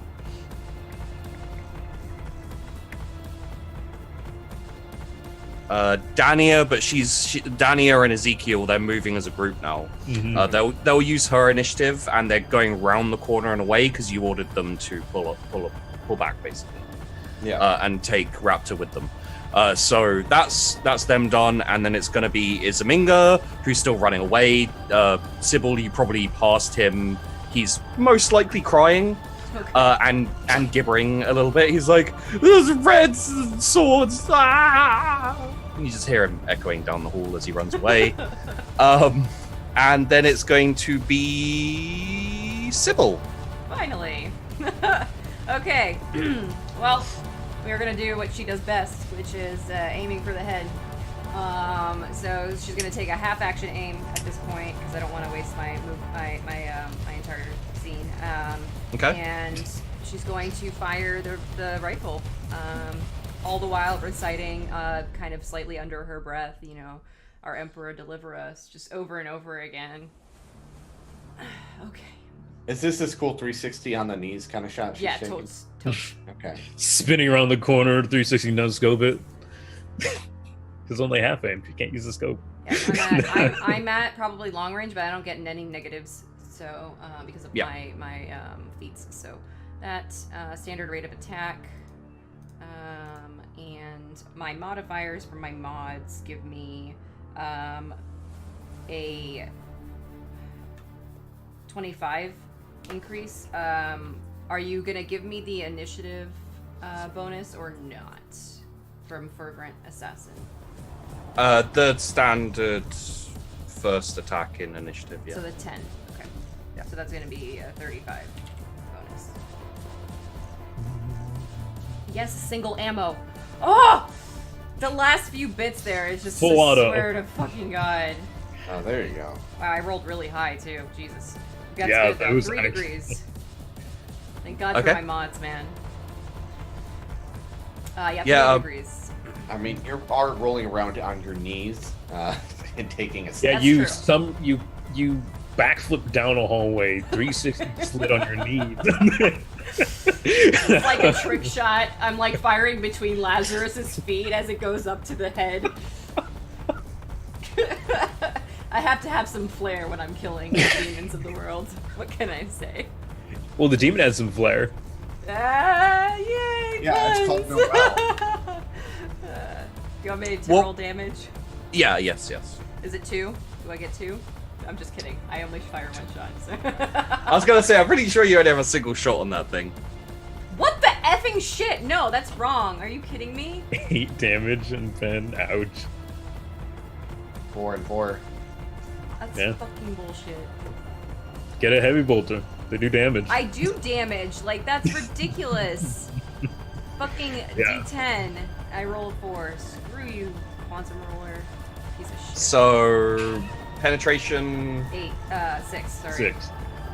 For Okay. the head. for the head. Yes. Yeah. So, Well your shot, I think probably goes, kind of in the mouth, and the tongue is kind of severed, and the tongue like flops onto the ground. This like strange dark ichor Ugh. starts like dripping out from its mouth, and the tongue actually wraps itself around Archaeal's leg. What? Nothing, no bad effects or anything. You're just getting tongued on your leg. Oh, good. Gross. My fantasies have come true. You found Gross. out my fetish. Severed tongue. The severed tongue around my leg. Whose turn is it? No. Oh God. So the Bloodletter.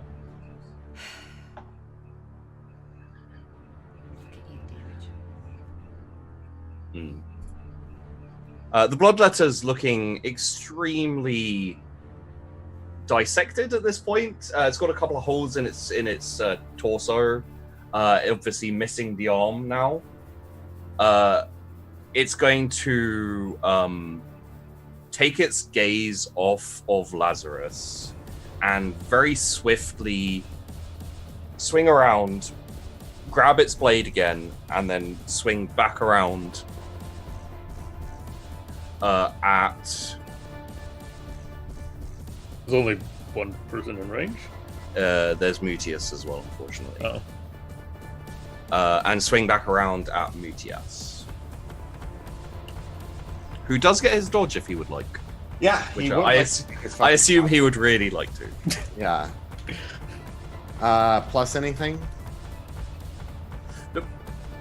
It's 1d100. Straight up. Straight up. I did 1d0. God damn it. He zeros. I He dodges! He goes ethereal? Oh, fuck, he does not dodge. What's the roll? 91? Yeah, he doesn't dodge, no. No. So let's have a 1d10 plus 15. Roll 1.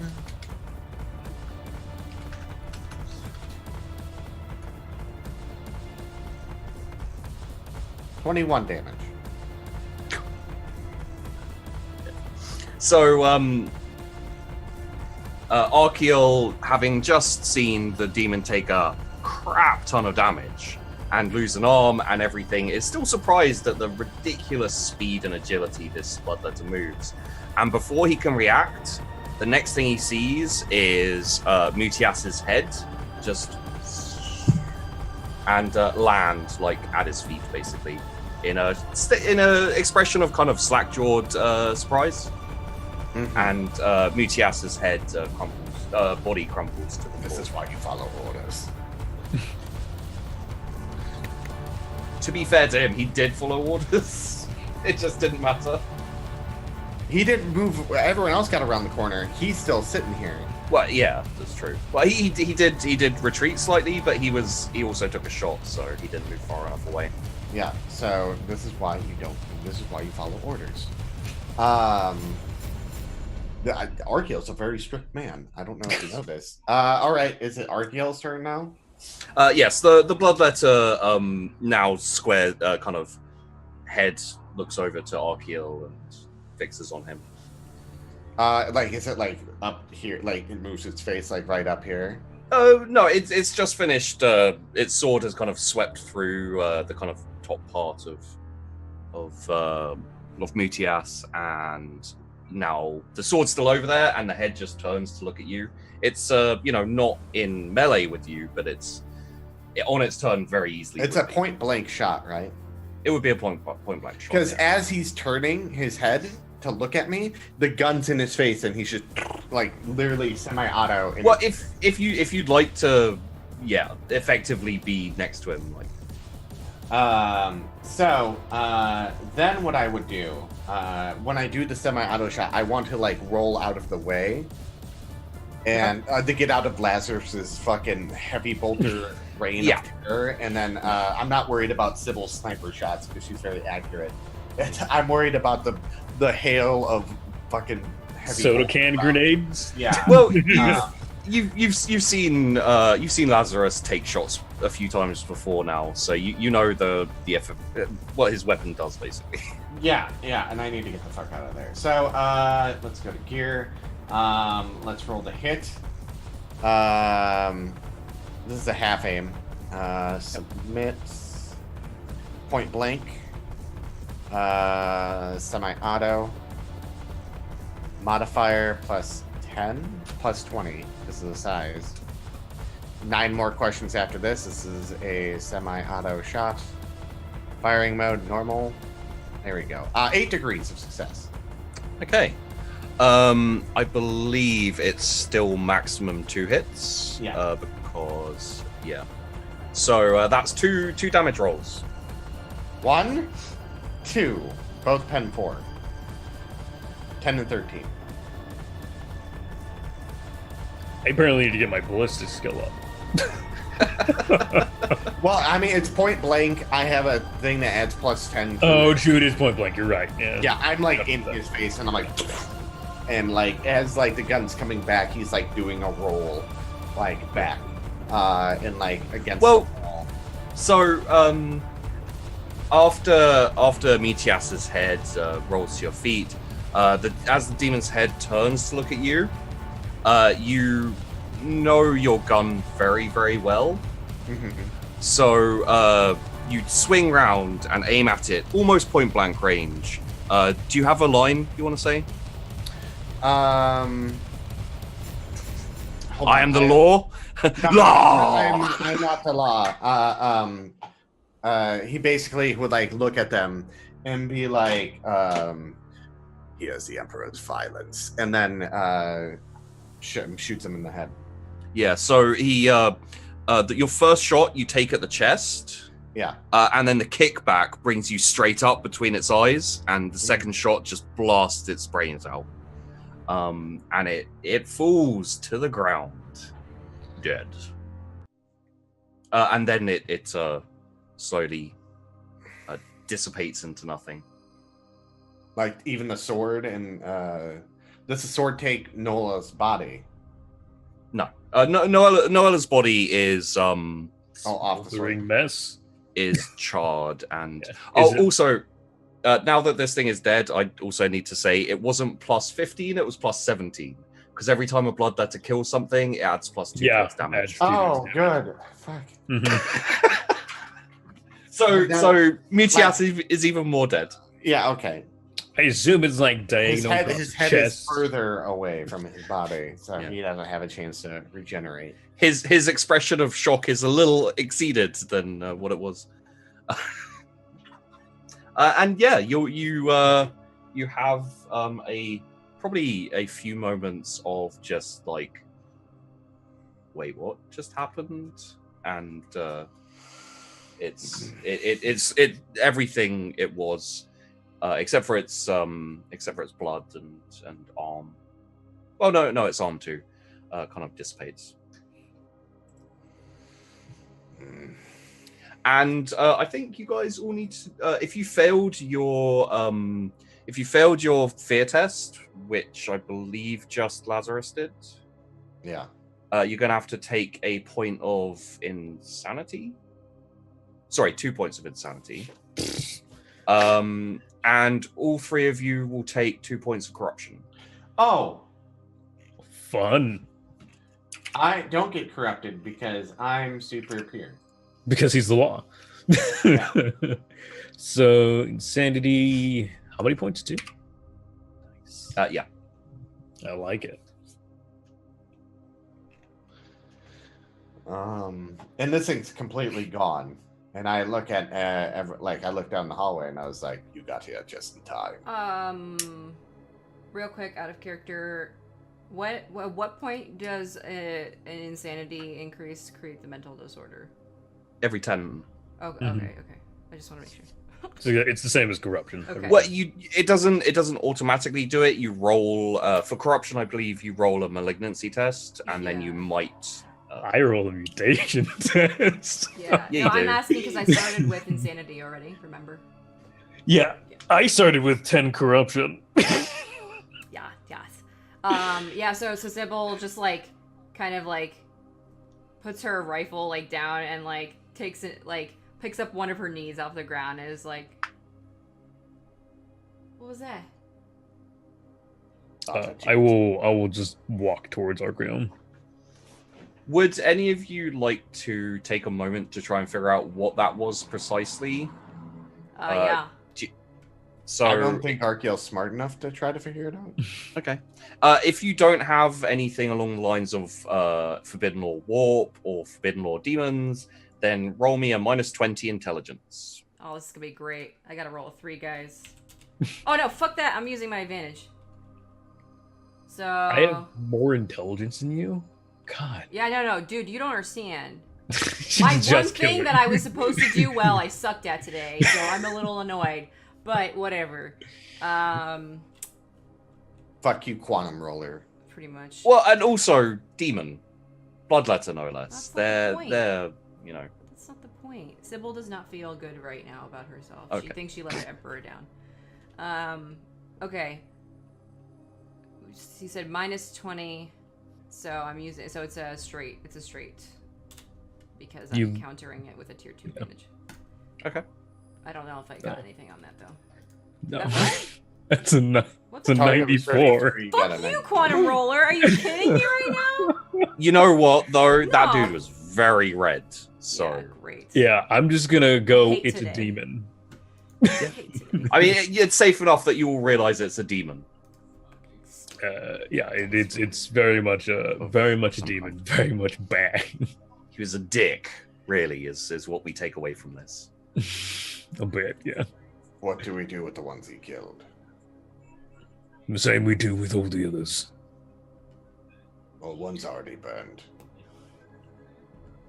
Sadly, not enough. The flame team will be here soon. With that, Lazarus will plant his bolter on the ground and kneel next to each body and give them their last rites. So you probably get commed over the comm bead with I'd say probably from Ezekiel saying, "Sir, we're pulling back to the bridge, and we'll track down Izaminga on the way and give him a right seeing to." Yes. You're the captain of the briefing. Things dealt with. Aye, sir. And then sign off. Found a demon on your ship. Don't worry. Yeah. I mean, you're still going through the warp, so Yeah, we're lucky it was one bloodletter. Yeah. Just tripped and ended up inside her ship. Oops. Do you guys know how to get to Albuquerque from here? Whoa, they're shooting me. Where's the nearest Applebee's? I would look at Sybil and I was like, why do you look disappointed?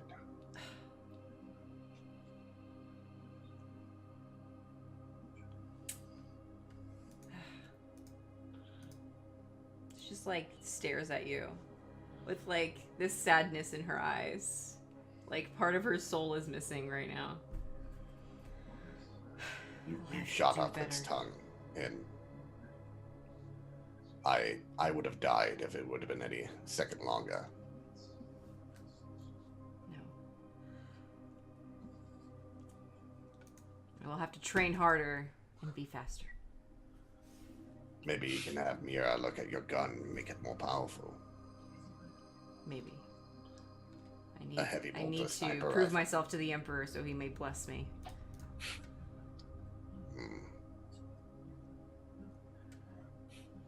I think this is one test we all passed. Well, not all of us. She looks down at the charred corpse. And the severed head, obviously, being there. Well, maybe the test wasn't for them. For something even worse to come. Maybe the Emperor is testing our abilities as Inquisitors. I think Lazarus will stand, and the Emperor guided us this day. The Emperor showed his violence early. Sybil, do not fret. Your skill and aim was precise this day. I am ashamed to say I faltered even for a moment. You did not falter. You did exactly what you needed to help Archaeal. And then I'll clap Argo with a meaty hand on his back. I am happy you are alive. Half falls over. Spits out his breakfast from earlier. I'm surprised he didn't do that sooner with the demon bearing down on him. Well, I am sorry for your arbiter. I am sorry for your arbiter. Who's in the line of duty? No good for honors. We'll have to talk about the ones that ran, though. It's unfortunate Miria wasn't here to see this monstrosity. it was just for the record. It was only Izaminga who ran. It was Raptor who passed out unconscious. I mean, that's almost as bad. Yeah. But he didn't run, technically. He did not run, but we don't know how it would have been. Yeah. Yeah, but in face of a demon, it is surprising we're all alive. Be easy on them this once. You may be right. The rest of the crew are going to deal with the one that ran. Probably beat the shit out of him. So he doesn't run next time. I could run him through a line of Pentians. That may be good for him. Maybe the one that fell unconscious as well. I don't know what horrors he's dreaming about right now. We'll clear them from his mind. Yes. And then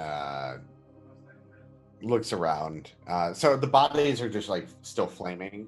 Like, is it still feel like unholy in this area? Oh yeah.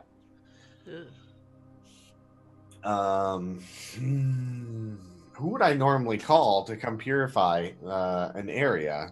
Or would we just shut this area out? All the Lazarus. I mean, is dead. All of the dead priests and preachers and faithful. I did collect purity seals in in incense and stuff from the church. So You did. So Yeah. you could probably start a ritual Mhm. if you'd like. Do you have law in the ecclesiarchy? And Yeah, you gave it to me. Yes, I did. Okay. Good. I will actually so- wait for one of the flamers to show up before I start.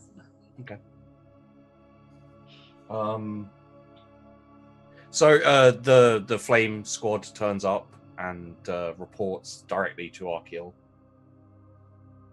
as he was the one who requested them. Stop burning all the bodies. Aye, sir. One moment, Archaeal. Mhm. I hold my hand out for a flamethrower. Give it to him. Yes, sir. You are, sir. I grab it and then I go about the cleansing. As I burn each body, I will go through the cleansing procedures. Do you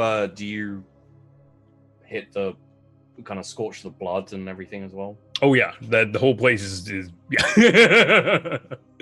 I'll pour some of the holy water. I can't remember exactly what it's called, and douse the flamethrower itself in incense, and Okay. bless the flamethrower first, and then go through process. So when you get about halfway through, and like the squad's kind of spread out, they're checking bodies and everything, and the other flamer is obviously incinerating. Do you want to bless that flamer as well? Yeah, I'll bless the both of them. Yeah. So the other flamer is burning everything. From a kind of side door, side hall. Sorry, you hear like unearthly growling, From like very bestial. And before you can do anything, you hear a roar, like a very loud roar, and something barrels into the flamer and takes with it a couple of the other guardsmen who are with the flamer, and just starts ripping them apart. Is this another Like combat there's music screams, huh? Is this another combat music moment? I don't know. Sure, you can put the combat music on. I will, in the instant it barrels into the stuff. I left my heavy flamer behind, but I left one weapon on my back, and I will pull out my hammer. Okay. And as to what is it as I look at it, or what does it even look like? So it's very scaly. It looks kind of lizard-like, except for it has the features and the kind of outward look of a very, very large dog. Except for it's got like frills coming out from its neck, and it's got a huge spiky chain around its neck. Well, I will just uppercut through its midsection with the hammer. Oh What god, is I'm that? bad. I know what it is as well. Everything he's describing, I know everything. So. Yeah. I gotta look up Warhammer monsters. I have no idea what this is, actually. Search Flesh Hound of Corn. Oh, for the fucking Fuck love it. of God, I swear, sheepy. Bloodletters don't show up without flesh hounds most of the time. Things that I don't know about the lore. I know. I love that you guys know a lot about the warp. I know a lot about the Space Marines. Mhm. I know stuff about the Eldar, okay, and assassins, okay? Just don't hate on me. God, fucking Fucking damn God it. Any modifiers? Any changes to this? I don't Take a +10. Oh wait, do you have your bolter on you, or did you lay it to the I side? put it on the ground. Then don't take +10. Okay. Because I was going through a ritual of burning. I didn't have a heavy pull to my hand to do that. Yeah. Alright, so no plus. Just 0. 5 degrees of success. Roll a 12. Okay, so sorry, the Void Baron reference.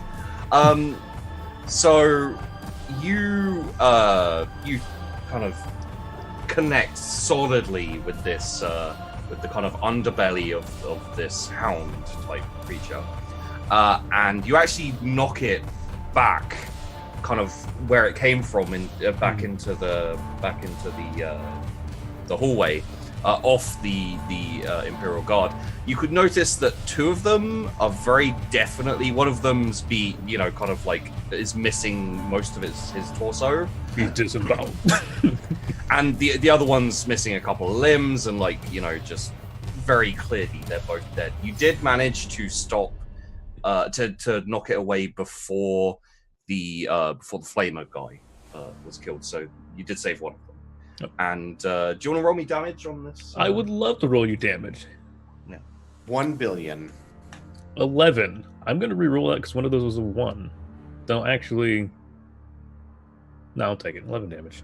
Okay. So it I'd say, considering the successes and the damage, it probably gets knocked over onto its side, but immediately jumps back up and starts running at you. Okay, I put myself between me. I put me between it and the guardsman. And as it gets close to you, it kind of leaps and is flying towards you. I'd say probably like a couple of lengths before it actually just lands on you. It freezes in midair, and you guys feel a little tickling in your brains.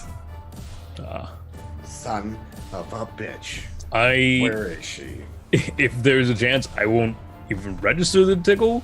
I will instead just swing the hammer again. Okay, yeah. Wait, Do I need to roll to hit this? Do any of us take a shot? Because a lot's happened. I think I would have fucking shot at this fucking thing. Well, yeah, you can take a shot at it. There's no need for initiative on this one. Okay, sure. Would Sybil shoot at it? Yeah. Yeah. So you guys will Obviously. take a swing and take a shot at this thing. Everything shoots. Alright. Take a swing. Boop-boop-ba-doom.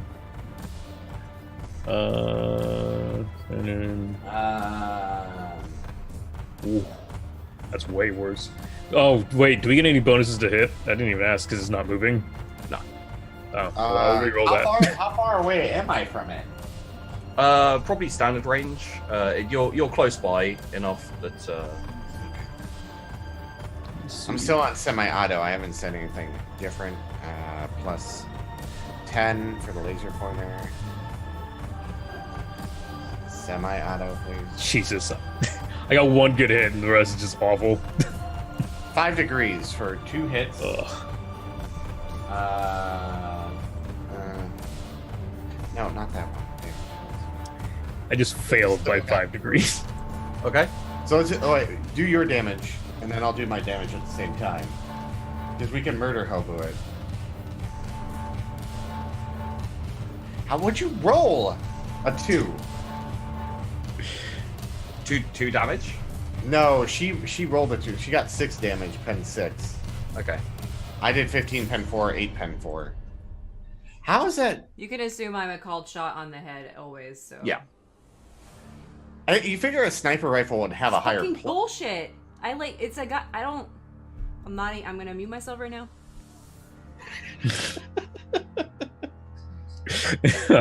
When the credits roll after tonight's show, we will have a discussion about the quantum roller. So the sniper shot echoes immediately and kind of, I'd say goes straight in its, kind of takes out its eye. So there's a very bestial roar of more pain even this time. And the two bolt pistol shots also take it in its kind of chest, because it's facing you as it was leaping towards Lazarus. Mm-hmm. And it seems fairly debilitated. It's obviously less tough than the other thing you just faced. Mm-hmm. It's still quite large and intimidating. And then you see from behind this weird hound thing, the kind of robed, cloaked figure slowly walking towards you, and the hound starts sliding backwards towards it in the air, like kind of, you know, obviously struggling, but no real problem. And then the figure draws out this. It looks very familiar. You may have just seen it swung at you recently. This sword that looks slightly molten. Smaller, obviously, than the sword you've just seen, but definitely similar looking, at the very least. And as the hound like speeds up towards it, it just swings down in an arc, like straight down, and splits the hound like straight through the middle. It splits in two and kind of flies like this on each side of it, and you hear a very meaty and bloody thunk and kind of a splat as it hits the wall behind her. And do so many things. And Rhea Khan says, looks like I got here just in time.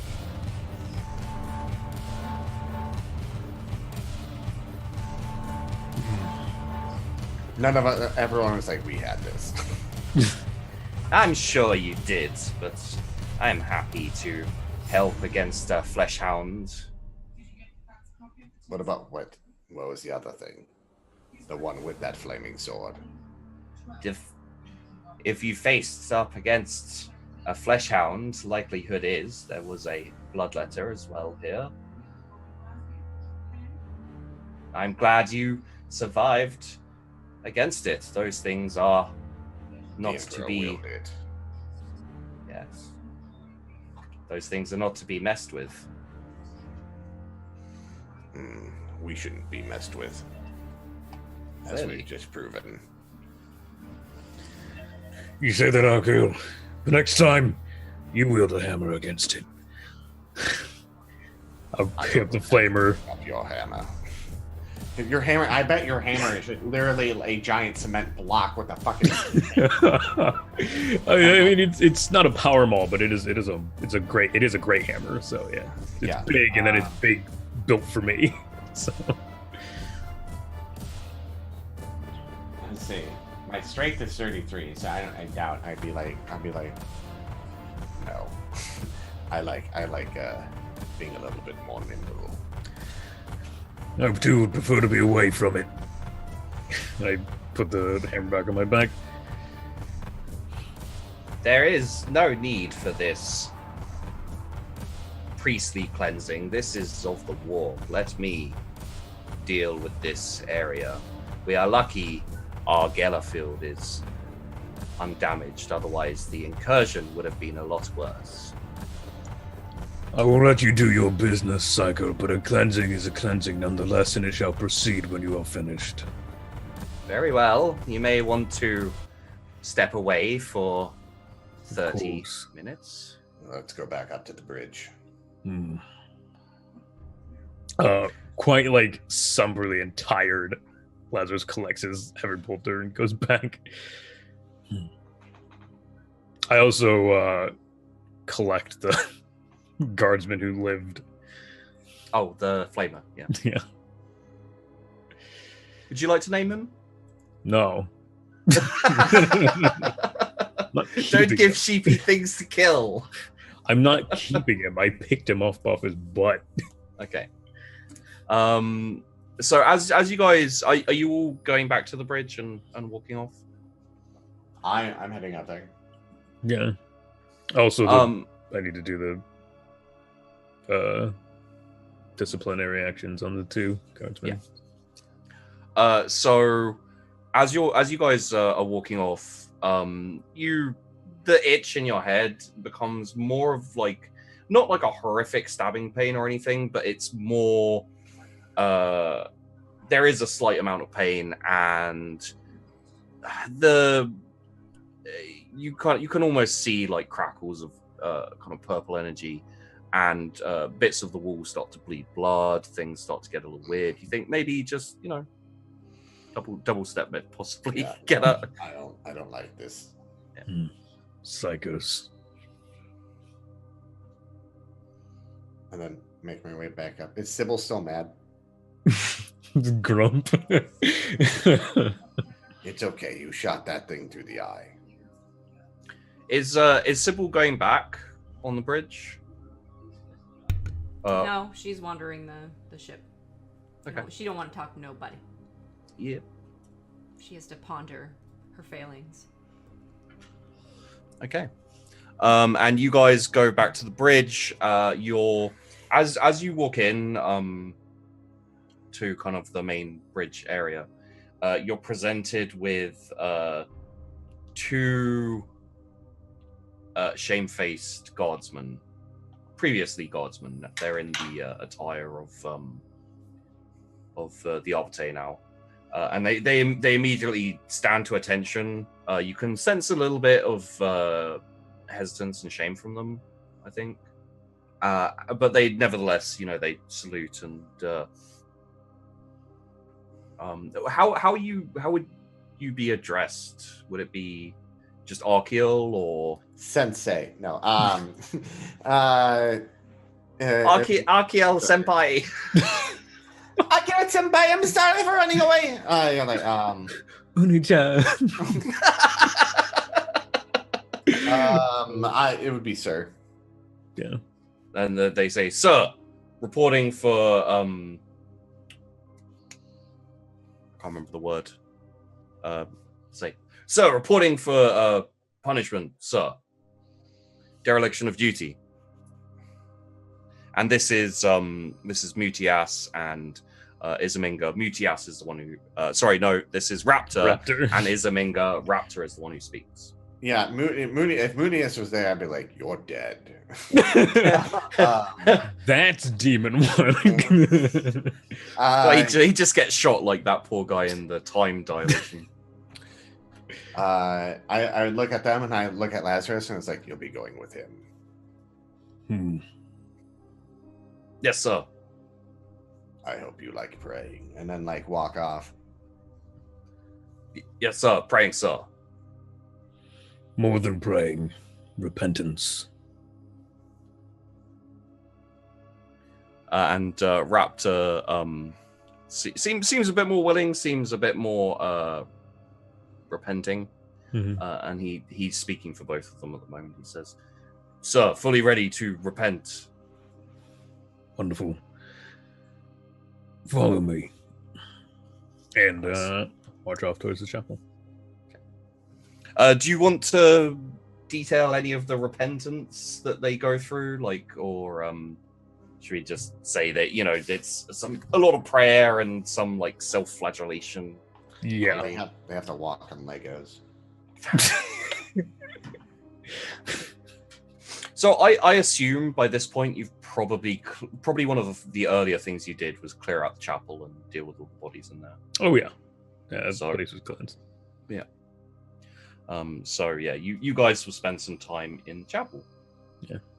And as all of this is happening, Sybil is wandering the ship.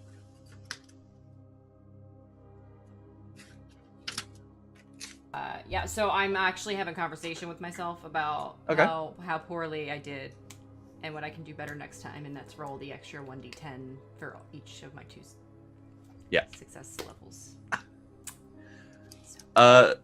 So Sybil, roll me an awareness. Yay! Demon. Yay! More demons. It's actually probably a bad idea to let her wander off. You Immediately couldn't have after. stopped her, she would have just stealthed away. I'm just saying. Okay, any pluses or minuses? I'd say Sybil's distracted, so no pluses, Okay. but no minuses. Oh, okay. Cool. Nice. Because I'm aware. Sybil's also paranoid. Yeah, I am actually very paranoid. That's true. 3 successes. Well, 3 Yeah, sorry, successes. I keep forgetting you can't see the thingy. The tingy. I'll get it fixed for for next time.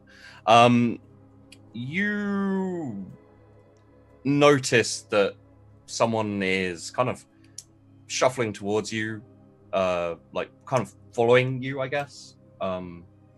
He is robed, but he doesn't seem demonic or anything, you know. I keep walking and I say, "Is there something you need?" He keeps walking, like he freezes for a moment, and then as you keep walking, he kind of, I'd say he probably like opens his hands in kind of a gesture of like, are you walking away from him still? Whichever direction I was walking. If he was following me, I assume that he was walking behind me. Yeah. So I'm just continuing to walk. Okay, so he probably slows down slightly so as to not seem like he's chasing you or anything, and kind of, you know, if you're looking, he can't tell if you're looking or not, so he just has his hands open like this, and he says, I mean no harm. So Sybil stops and turns around to face him. Do you mind if I approach? Yeah, sure. I will keep a distance and keep my hands out. It's probably a good idea. Yes, I've heard rumors of you, and I don't want to invoke your ire.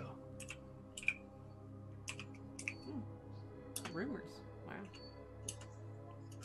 So he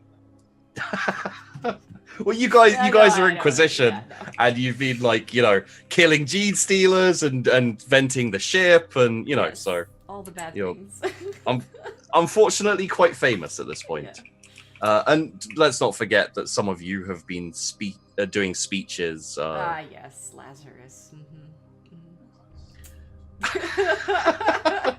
Lazarus the Great, Lazarus the Foretold. He shall save us from the demons and the gene stealers, and oh my god, there's no air. And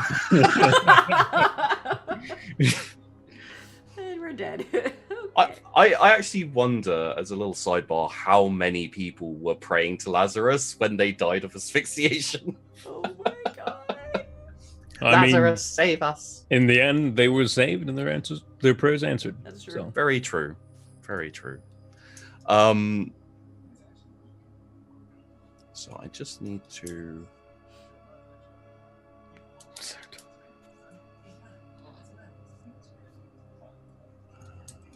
But who was the other Arbiter that went to the... Oh, yeah.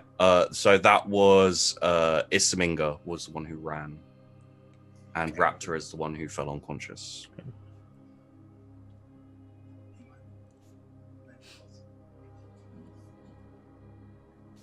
So I swear I named this guy, and I can't see his name here. I would like to name him Jebediah. Nope. Nope. I like how I get shot down instantaneously. Yep. Okay. Sybil, would you like to name this guy? I can't see a name for him here. Does it have to be a good name? I was just gonna look at the notes that say "eat me" on here. It says "eat me." Just wanted to... Oh. No, it doesn't have to. No. Call him Alan. That's fine. Alan. Yep, just Alan. He doesn't go by anything else. He likes to be mysterious, obviously.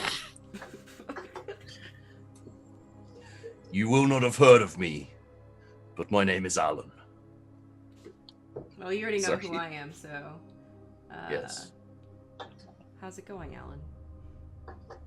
Good. Thank you. But I've come here today as you are one of the main powers on the ship now. Yeah. Yep. And as one of the main powers, you are the one who can most likely use my services. The ones I was reporting to before have died of asphyxiation. Yeah, that kind of happens when the ship gets vented. Yes. How did you survive? I have my ways. I was lucky to get in with the survivors before the ship was vented. I got word, basically, that the ship was being vented, and I snuck my way on. Interesting. I hear things. I can appreciate your enthusiasm for survival. It's a gift. It's a talent. A lot of people say Alan the survivalist. Oh, I'll keep that in mind when I refer to you, that whole name. When Yes. I kill you.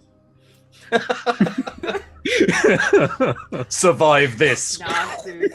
That's not happening. Sibyl's not in a great place to be doing that right now. At least not with her gun. She's ashamed of her gun. She's gonna scold it later. Do you have swords? Because yeah. you are. That's okay. Yeah. You also have the force stake. Yes, I do also have that. Might be a little overkill for a normal person, but yeah. Not terrible for a demon, probably, though. I don't know if it would have been good for a demon. Would it? Like, that's what I said. Nobody reacted, so I was like, that's probably a bad idea. I'm not gonna repeat myself. Well, when it was given to you, Frail said that it was for psychers. So yeah. No, I know. Yeah. Demons are generally psychic in nature. yeah, I actually forgot about those stakes, so Though it would have been a bad idea to charge a Bloodletter with a very close range Oh weapon. yeah, no. Thank you. yeah, No, Bloodletters no. are That's assholes. not Sybil style at all. Melee is a form of, last moment, no other options combat. Yeah, I kind of realized that today. Okay. So, is there something your services? What exactly are you on? Well, yes. As I said, I hear things. I get around. I can find my way around the ship when needed. I keep to the shadows. I'm down in the engines where the mutants and the unwanted are. Okay. But people come to me and they tell me things. Why would they do that? Well, I know things about some of them. Others, they owe me favors. Others, they come for money. They come for food. They come for trade. And I was thinking, seeing as you're one of the big powers now on the ship, I should offer my services to you first.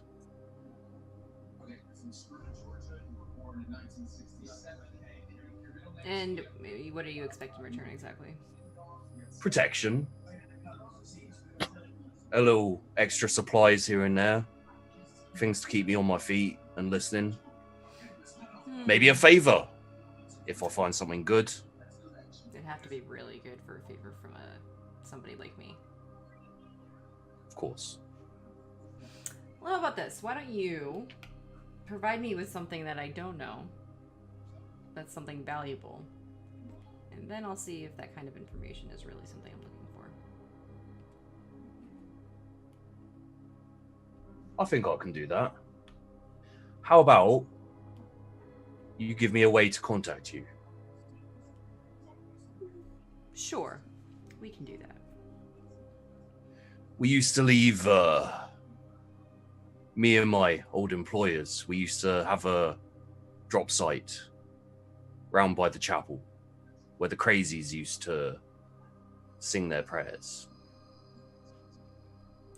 I don't think that's a great spot anymore. Well, if you have a different suggestion, I'm all ears. And he chuckles a bit at that. He chuckles at his own joke. Okay. Sybil probably has gone up and down the ship so many times at this point. Kind of make a place up somewhere that she would like to go, that she likes to frequent, but nobody follows her. There's probably like a number of storage rooms. What she could suggest is a specific storage room. Okay. To leave like a drop, and then kind of, like basically like I'll drop in this storage room, and with the drop and payment will be information on the next drop in a different storage room kind of thing. Okay. So to keep it kind of always moving to different places, because that feels like something Sybil would do. Yes. I think. Oh yeah, totally. So yeah. Okay, cool. Yeah. So then they'll agree to that kind of a process in general. All right. Well, give me a day. Give me 2 days. Check the spot, and I'll leave you some information that will help you, or at least some information that proves my value. Perfect. Well, I'm very curious to see what you come up with. It will be wonderful. But now, Alan can see that you're stewing in something hot, so I will take my leave this way in the opposite direction. I hope you don't mind if I back off facing you. I would never turn my back to me. Indeed. And he like slowly just keeping his hands out. Yeah. So in your this will be temporary until you've decided whether you want to keep him or not. But in your law section, under common law, put common law penitent blade.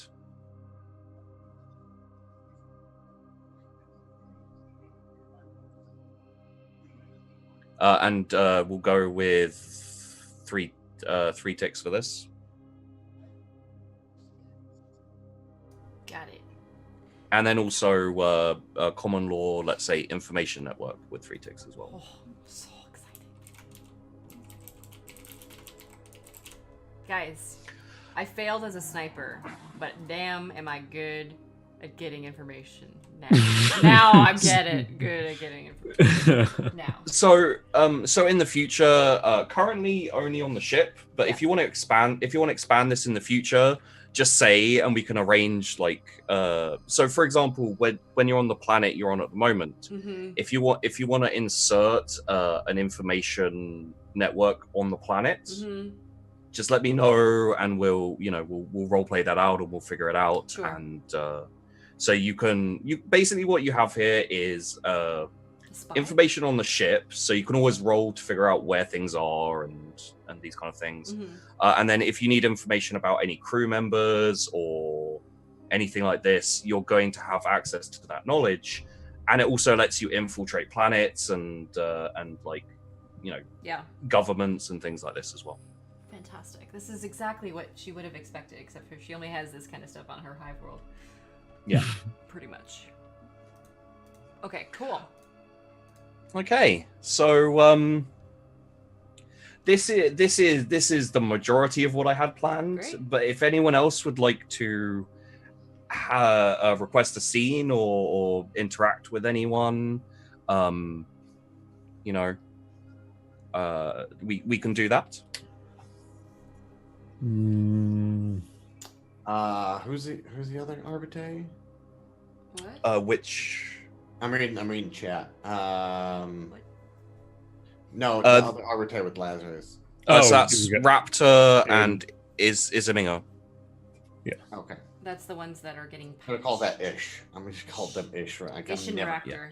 Raptor. I wrote it down. I wrote down what I assumed it's spelled. Raptor-ish. And then you lost Noella and you lost Mutias, so you're 2 people down. So we're gonna need to replace them. So if you want to do with me, so I'll probably have to remember that for next time. But... Well, I'll have it noted down and I can send it to you. I'll like DM it to you. Also, as a quick note, for technical convenience for the next run, I conveniently have 2 Arbite with me in the actual storyline. By the way, I'm going to request Archaeal to leave these 2 in my care until. Okay, probably would. You'd be like, yeah. Yeah. Okay. Okay, so Archaeal, you have the twins left. I have the That's all twins. he ever wanted. And then, yeah. I mean, Then it makes you're sense because getting- there's 2 you need 2. Arbite in the city with Yeah, it's walking going to around. be the 2 Pentants. Okay, that makes a lot of Too. sense. Yeah. Yeah. Wow, look And how then that worked out. And then the 2 twins have me, or with me at the Mhm. Eldar site. So I'm gonna put Isaminga and Raptor are assigned to Lazarus. Mhm. I like to think that part of the penance is like bench pressing until they can lift his heavy boulder. Why bench press when you can just attempt to lift the heavy boulder? He Lazarus would totally not let them touch his heavy bolter. No, Yeah, but no, absolutely. And honestly, like, that may be dangerous because Lazarus's heavy bolters, Yeah, no, especially after hearing potentially the voice of the Emperor. I mean, I'm going to take it with a grain of salt as well because I literally just fought a demon. Yeah. Well, you did get an auto full damage on your first hit as well. Yeah. No, Lazarus himself. Oh, takes it with a grain of Lazarus, salt. yeah. Especially after Archaeal saw himself as well, like all this plus demons. The warp's so much fun, guys. It's so much fun. Why So did good. you go to a planet? I mean, we could have had so much more fun in the warp. Because it's not real Because good. I love Eldar. And I got lucky with my choice of planet. Yeah, I'm excited to kill Eldar too. Oh my god, I'm so excited for it. I'm like... The other. So, sorry, no, go ahead. Go ahead. No, I was just gonna say the other planets you could have gone to. There's interesting shit there too. Oh, I'm sure that there is. I'm just really excited we got Eldar first. Yeah, I have lots of horrible, weird, and stupid plans for everywhere you can go. So, I'm fantastically excited for it. and I'd say planet you went to is probably the least weird, and it's probably actually a little. No, I wouldn't say it's more dangerous. They're all fairly dangerous. We are out in the middle of uncharted space, really. So yeah. Yeah. You You haven't even been like further in to the last known place. Oh yeah, no kidding. We're literally just touching the edge of the unknown. Sybil, before we leave, Sybil is trying to and failing at writing a love letter back home to Frail. She's not very It's good not at home, romances. No, I know, but at home. Her home is where Frail is at this point. So Dear Frail, I'm happy I didn't kill you. No. I was like, dear Frail, I failed the Emperor today. No, she scratches it out. Like, why would I tell her that? That would make her think less of me. No. I shot a tongue off a weird red thing. Yes, pretty much. XOXO. Simple. It made me think of you. Wait, no, X. No. Scratching it out. So let's do a final little scene with Archaeal. This will be the last required by me scene, and if any of you want anything else after this, then just say. So you're lining up with about 50 volunteers who have stepped forward to take place into Archaeal's arbiters. And you're standing there in front of them, choosing the next 4 people who will be recruited. Okay. And I'll they're- have 8 in total. Sorry? I'll have 8 in total then. That's how much you originally had, actually. Was I it had 8? 6 in total. 8? No, you had 8, I'm pretty sure. I thought I had Originally, from the previous episode, you had 8. Oh, did I have 8? Oh. Yes. 8 works too. You know, it's up to you. But Isminga and Raptor are with Lazarus. You've assigned them to Lazarus for the. They're still his, but Yeah. But they're in disgrace, so yeah, replacing them for now is totally. And they can learn from Lazarus. So Yeah. You gotta get some new heavy gunners, boy.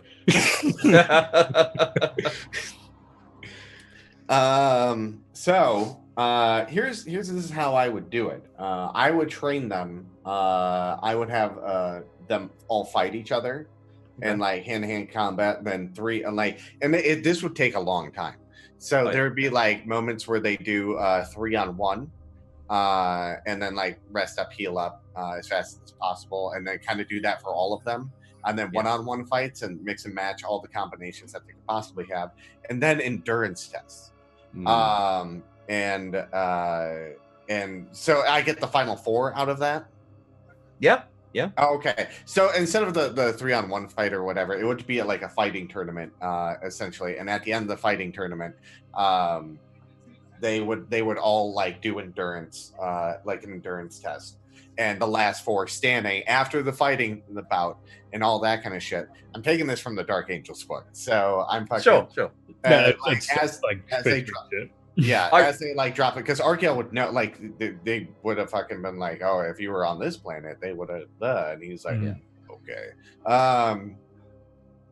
Were you gonna say something?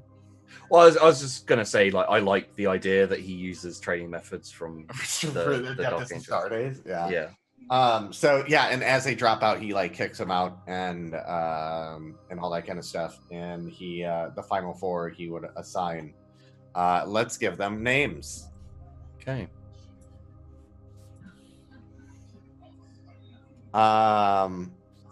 Okay. One of them is Becky. Becky, and Violet. They're the mean girls of the group. Okay. Is that an I or a Y? I. Like, Becky, look at her butt. Hi, McCalvin or McCalvin. Could I, because Violet is so close, could her nickname be Violent? Yeah. Sweet.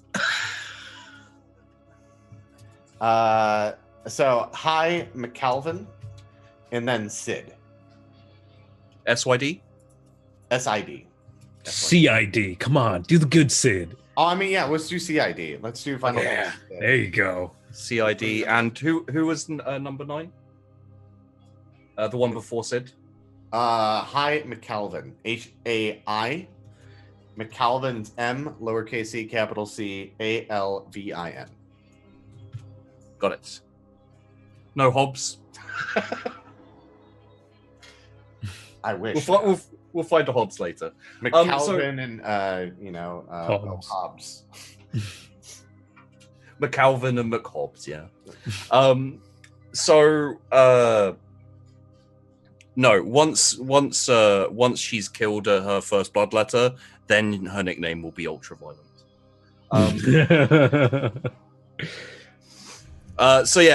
One final thing. Do you allow retries? Like, the people who failed this time, are they allowed back next time if you recruit people again? Yeah. And if no one passes, like, the final 4, like, there's a certain, like, distance they have to, like, reach. And if no one makes that, he doesn't say what distance that is. If there's like 10 people and they go beyond that distance, they keep going until there's like a certain number left. Okay. If no one makes it, he's like, no one made it. Right. So it's very possible that, like, even if they try again, they will fail again because they don't know what the secret number in his head is. Okay, Lazarus needs a good workout routine. So let's him, like Archaeal and Lazarus in the morning just doing this because that's what they fucking do. Let's say through your repeated kind of interactions with all these guys, let's give you common law Imperial Guard. Okay.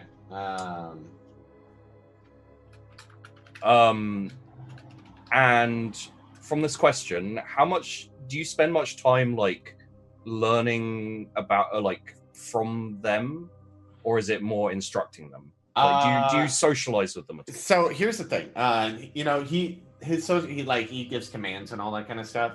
And then when it gets to a shorter number, because I imagine there's in between fighting, I imagine there's other tests where there's shooting.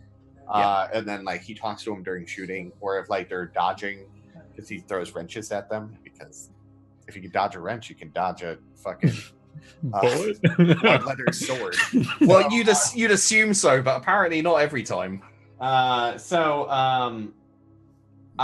would talk to them and like get kind of their background, but he would also watch them because he's very better at being analyzing from a distance.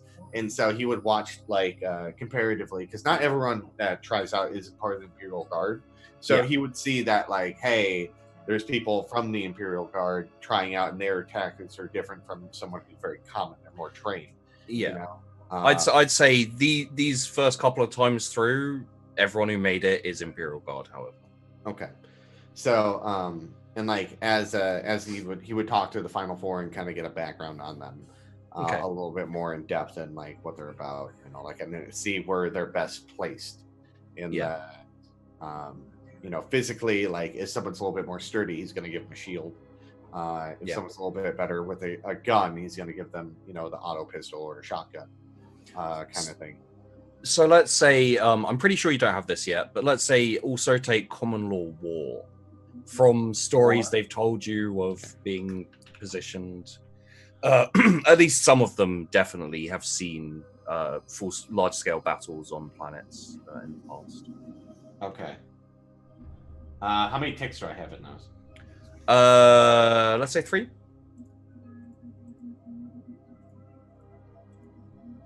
Okay. All right. War. There's only war. And there you go. Actually, I'm gonna do one final addendum, which is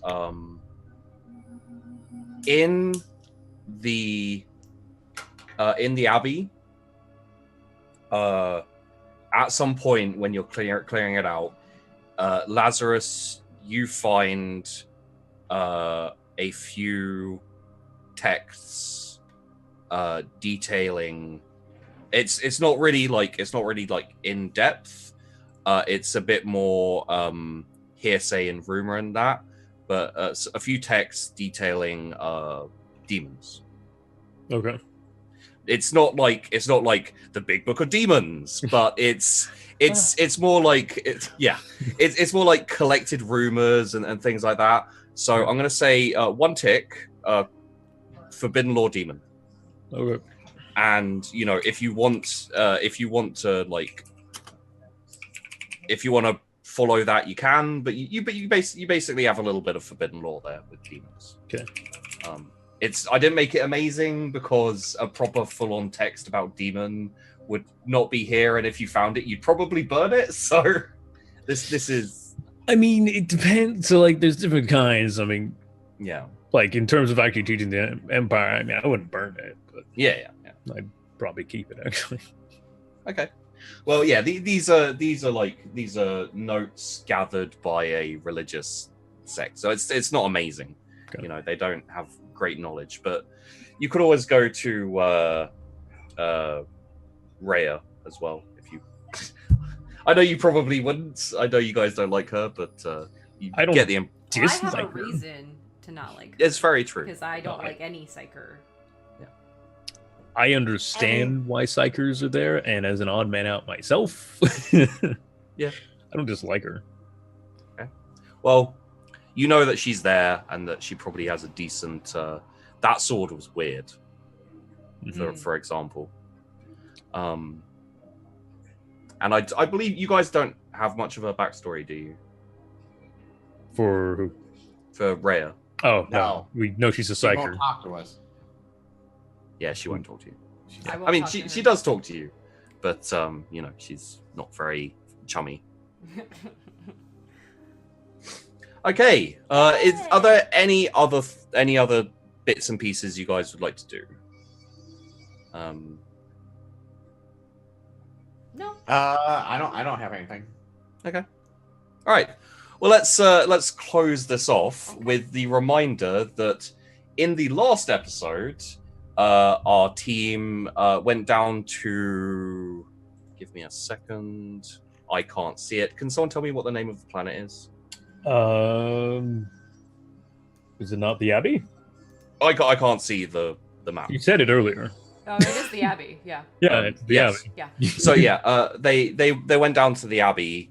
They met the local ruling council with leader king type guy who seemed dodgy. Their armor seemed very different from what you'd expect from people just inducted into the Imperium.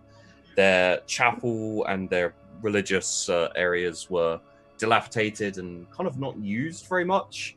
They had a really weird feeling, so they went to check out these rebels in their camps, and I believe they saw someone dressed in armor aping a I can't remember it. Was it a howling banshee or? Wait. You didn't describe. You said it was very sleek in nature. Yeah. We then came to the assumption it was Eldar because we found an Eldar artifact in a weapon. Okay. I didn't describe. I didn't say what it looked enough. Okay. So you don't. You didn't say what alien race, but we can build the image in our head the way you described it enough. Yeah. Where yes, it's very Eldar in nature. Yeah, and I also believe they were talking about a webway gate. No, I found one. Yeah, they found one in a dig site. Yeah, I found it when I then ran back to talk to Archaeal, and that was where we. You didn't actually see the webway gate. I believe they were discussing something that looked like they didn't know what it was, and you rolled a icon. It was an icon for the webway gate. Yeah, there was an icon. An icon, okay. Gotcha. And you recognized it as a webway gate. Gotcha. So next episode, yes. Webway gates. Yeah, what are they? Eldar! And what throwing your kingdom. What can they do for us? What have the webway gates ever done for us? Just destroy the whole world. It can allow us to take the fight to the enemy. I mean, that's heresy, but okay, cool. No, actually not. It wouldn't be heresy to use it to go kill the Eldar on the other side. But we'd be using their technology. What is going on? Okay. Yeah, I mean, it's still blow it up. I know. Yeah. Obviously. All right. Very good, guys. All right, that was our episode. This was a weird episode for you guys because this is a flashback episode, not chronological order of a sequence of events here. So, hope you guys enjoyed it. Feel free to let us know what your thoughts are, either in the Discord or if you're watching this on YouTube. Drop some stuff in the comments below and all that fun stuff. Let's do a quick round table and get us out of here. I'm going to go and host somebody, and I'll tell you guys after we're done. Because it's a really cool thing that they're doing, so. Cool. Ready, Sheepy, go. Hey there, I'm Sheepy. SheepDogGaming on YouTube. Search for me, you can find me. I really enjoyed this, and I'm so glad we got to dick around with a demon. I figured, it's worth having a little bit of combat in, even though it's a flashback. And I thought it'd be a lot of fun for you guys to mess about with the demon. So I'm sad it died so quickly. I literally thought I was gonna die for a few times. Yeah. It could have gone after you, but you were the one kind of commanding, I guess. It basically decided that you were probably going to be a slightly more of a fight, so it was going to get rid of everyone else first. Then I removed its arm. That did help. Lazarus does a lot of damage and heavy fires wildly. I need to remember to make sure I roll my proper damage. Yeah, I'll get my ballistic skill up eventually. I just needed to work on these muscles. I did. Hey, look, I would have had to stop, brace it, and not shoot. Yeah. So, building biceps is such a big thing. If you've got like a bearing down demon of corn or something, you don't want to be bracing. Stop in and it's like, hang on a second, just got to bring this into. Yeah. No. But yeah, no, I massively enjoyed this episode. It's a shame not to have Vandy here because I'm sure that would have been fun to go back into some of her stuff as well. But hey, another time maybe. Yes, agreed. Awesome. Make sure you guys go and follow Sheepy on YouTube. The link is in chat right this very second. And of course, you can hit the follow button for Twitch through the extension that's up there if you're watching this live. Otherwise, go to twitch.tv/DaddySheepDog. All right, guys, and swing it on over to a Crazy Hippie. My name is GreatZape69. I'm a variety caster on Twitch. I do stream every single day, midnight to 8 a.m. Pacific Standard Time. I fucking love it here. It's so good. So much fun here. I love hanging out here. This is I do D&D on two other nights. Do D&D Thursdays and Sundays as well. Not this Sunday, but Sunday after, we're going to be finally back into actually doing our campaign. Our DM's been away and busy with life stuff. But gonna do one more character creation. I'm gonna be doing some kind of fighter, I think, this Sunday. So, if you want a character creation tutorial and stuff like that, come hang out. Otherwise, you'll find me here and just roll with it Thursdays and Sundays. Awesome. Thank you so much. And McLoken, please. I am McLoken. Hello. You guys, I stream one time a week here for right now on my channel, twitch.tv/McLoken, where I do a show called Chosen, where is a D&D Final Fantasy homebrew campaign I made up out of my brain. Other than that, I'm on 1, 2, 3 other shows. I'm going to be starting a second show. I'm going to announce it here after I get a hold of everyone and see everyone's schedule can work for it. But other than that, yeah, that's the wonderful thing I've been up to. Follow me on Twitter at McLoken. Aw, yeah. All right, and here is our McLoken shout out.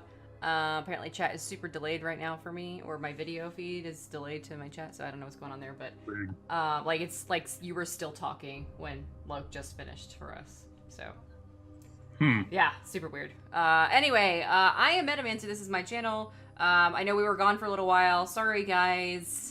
Thank you for waiting for us. For those of you who came back, hopefully we see you again soon. On my channel on Sunday nights, starting at, 5 p.m.? 5 p.m. Central. We do Call of Cthulhu. We are back this week as well, to my knowledge. And we'll be doing another episode of Reveries not tomorrow, 2 days from now. And then on Tuesday, I would normally be doing Mythdon. Mythdon is not going to be happening this week for us because our channel host is going to be gone. So we're doing something else possibly. So look out on Twitter for that information. And then, of course, on Thursdays, I am now GMing a game called The City of Mist on Encounter Roleplay, where Sheepy is actually joining me as one of my players, which is really great fun. So if you guys haven't had a chance to check it out, I highly recommend it because the first episode yesterday was absolutely hilarious and just ridiculous, and also the City of Mist in general is just fantastic. So technically this week we should be back also with another City of Mist campaign in the evenings on Nuts with Speedruns channel where I play Morgan. So right now that's still on the table, but if anything changes, I'll let you guys know in my Discord and on Twitter. So thanks again for hanging out with us, and we will hopefully see you guys next week. And if you have questions or you would like to see other types of flashback type content, please feel free to let us know, because we want to know some of your thoughts and opinions. And until then, we'll talk to you kids. So see you later, and bye-bye.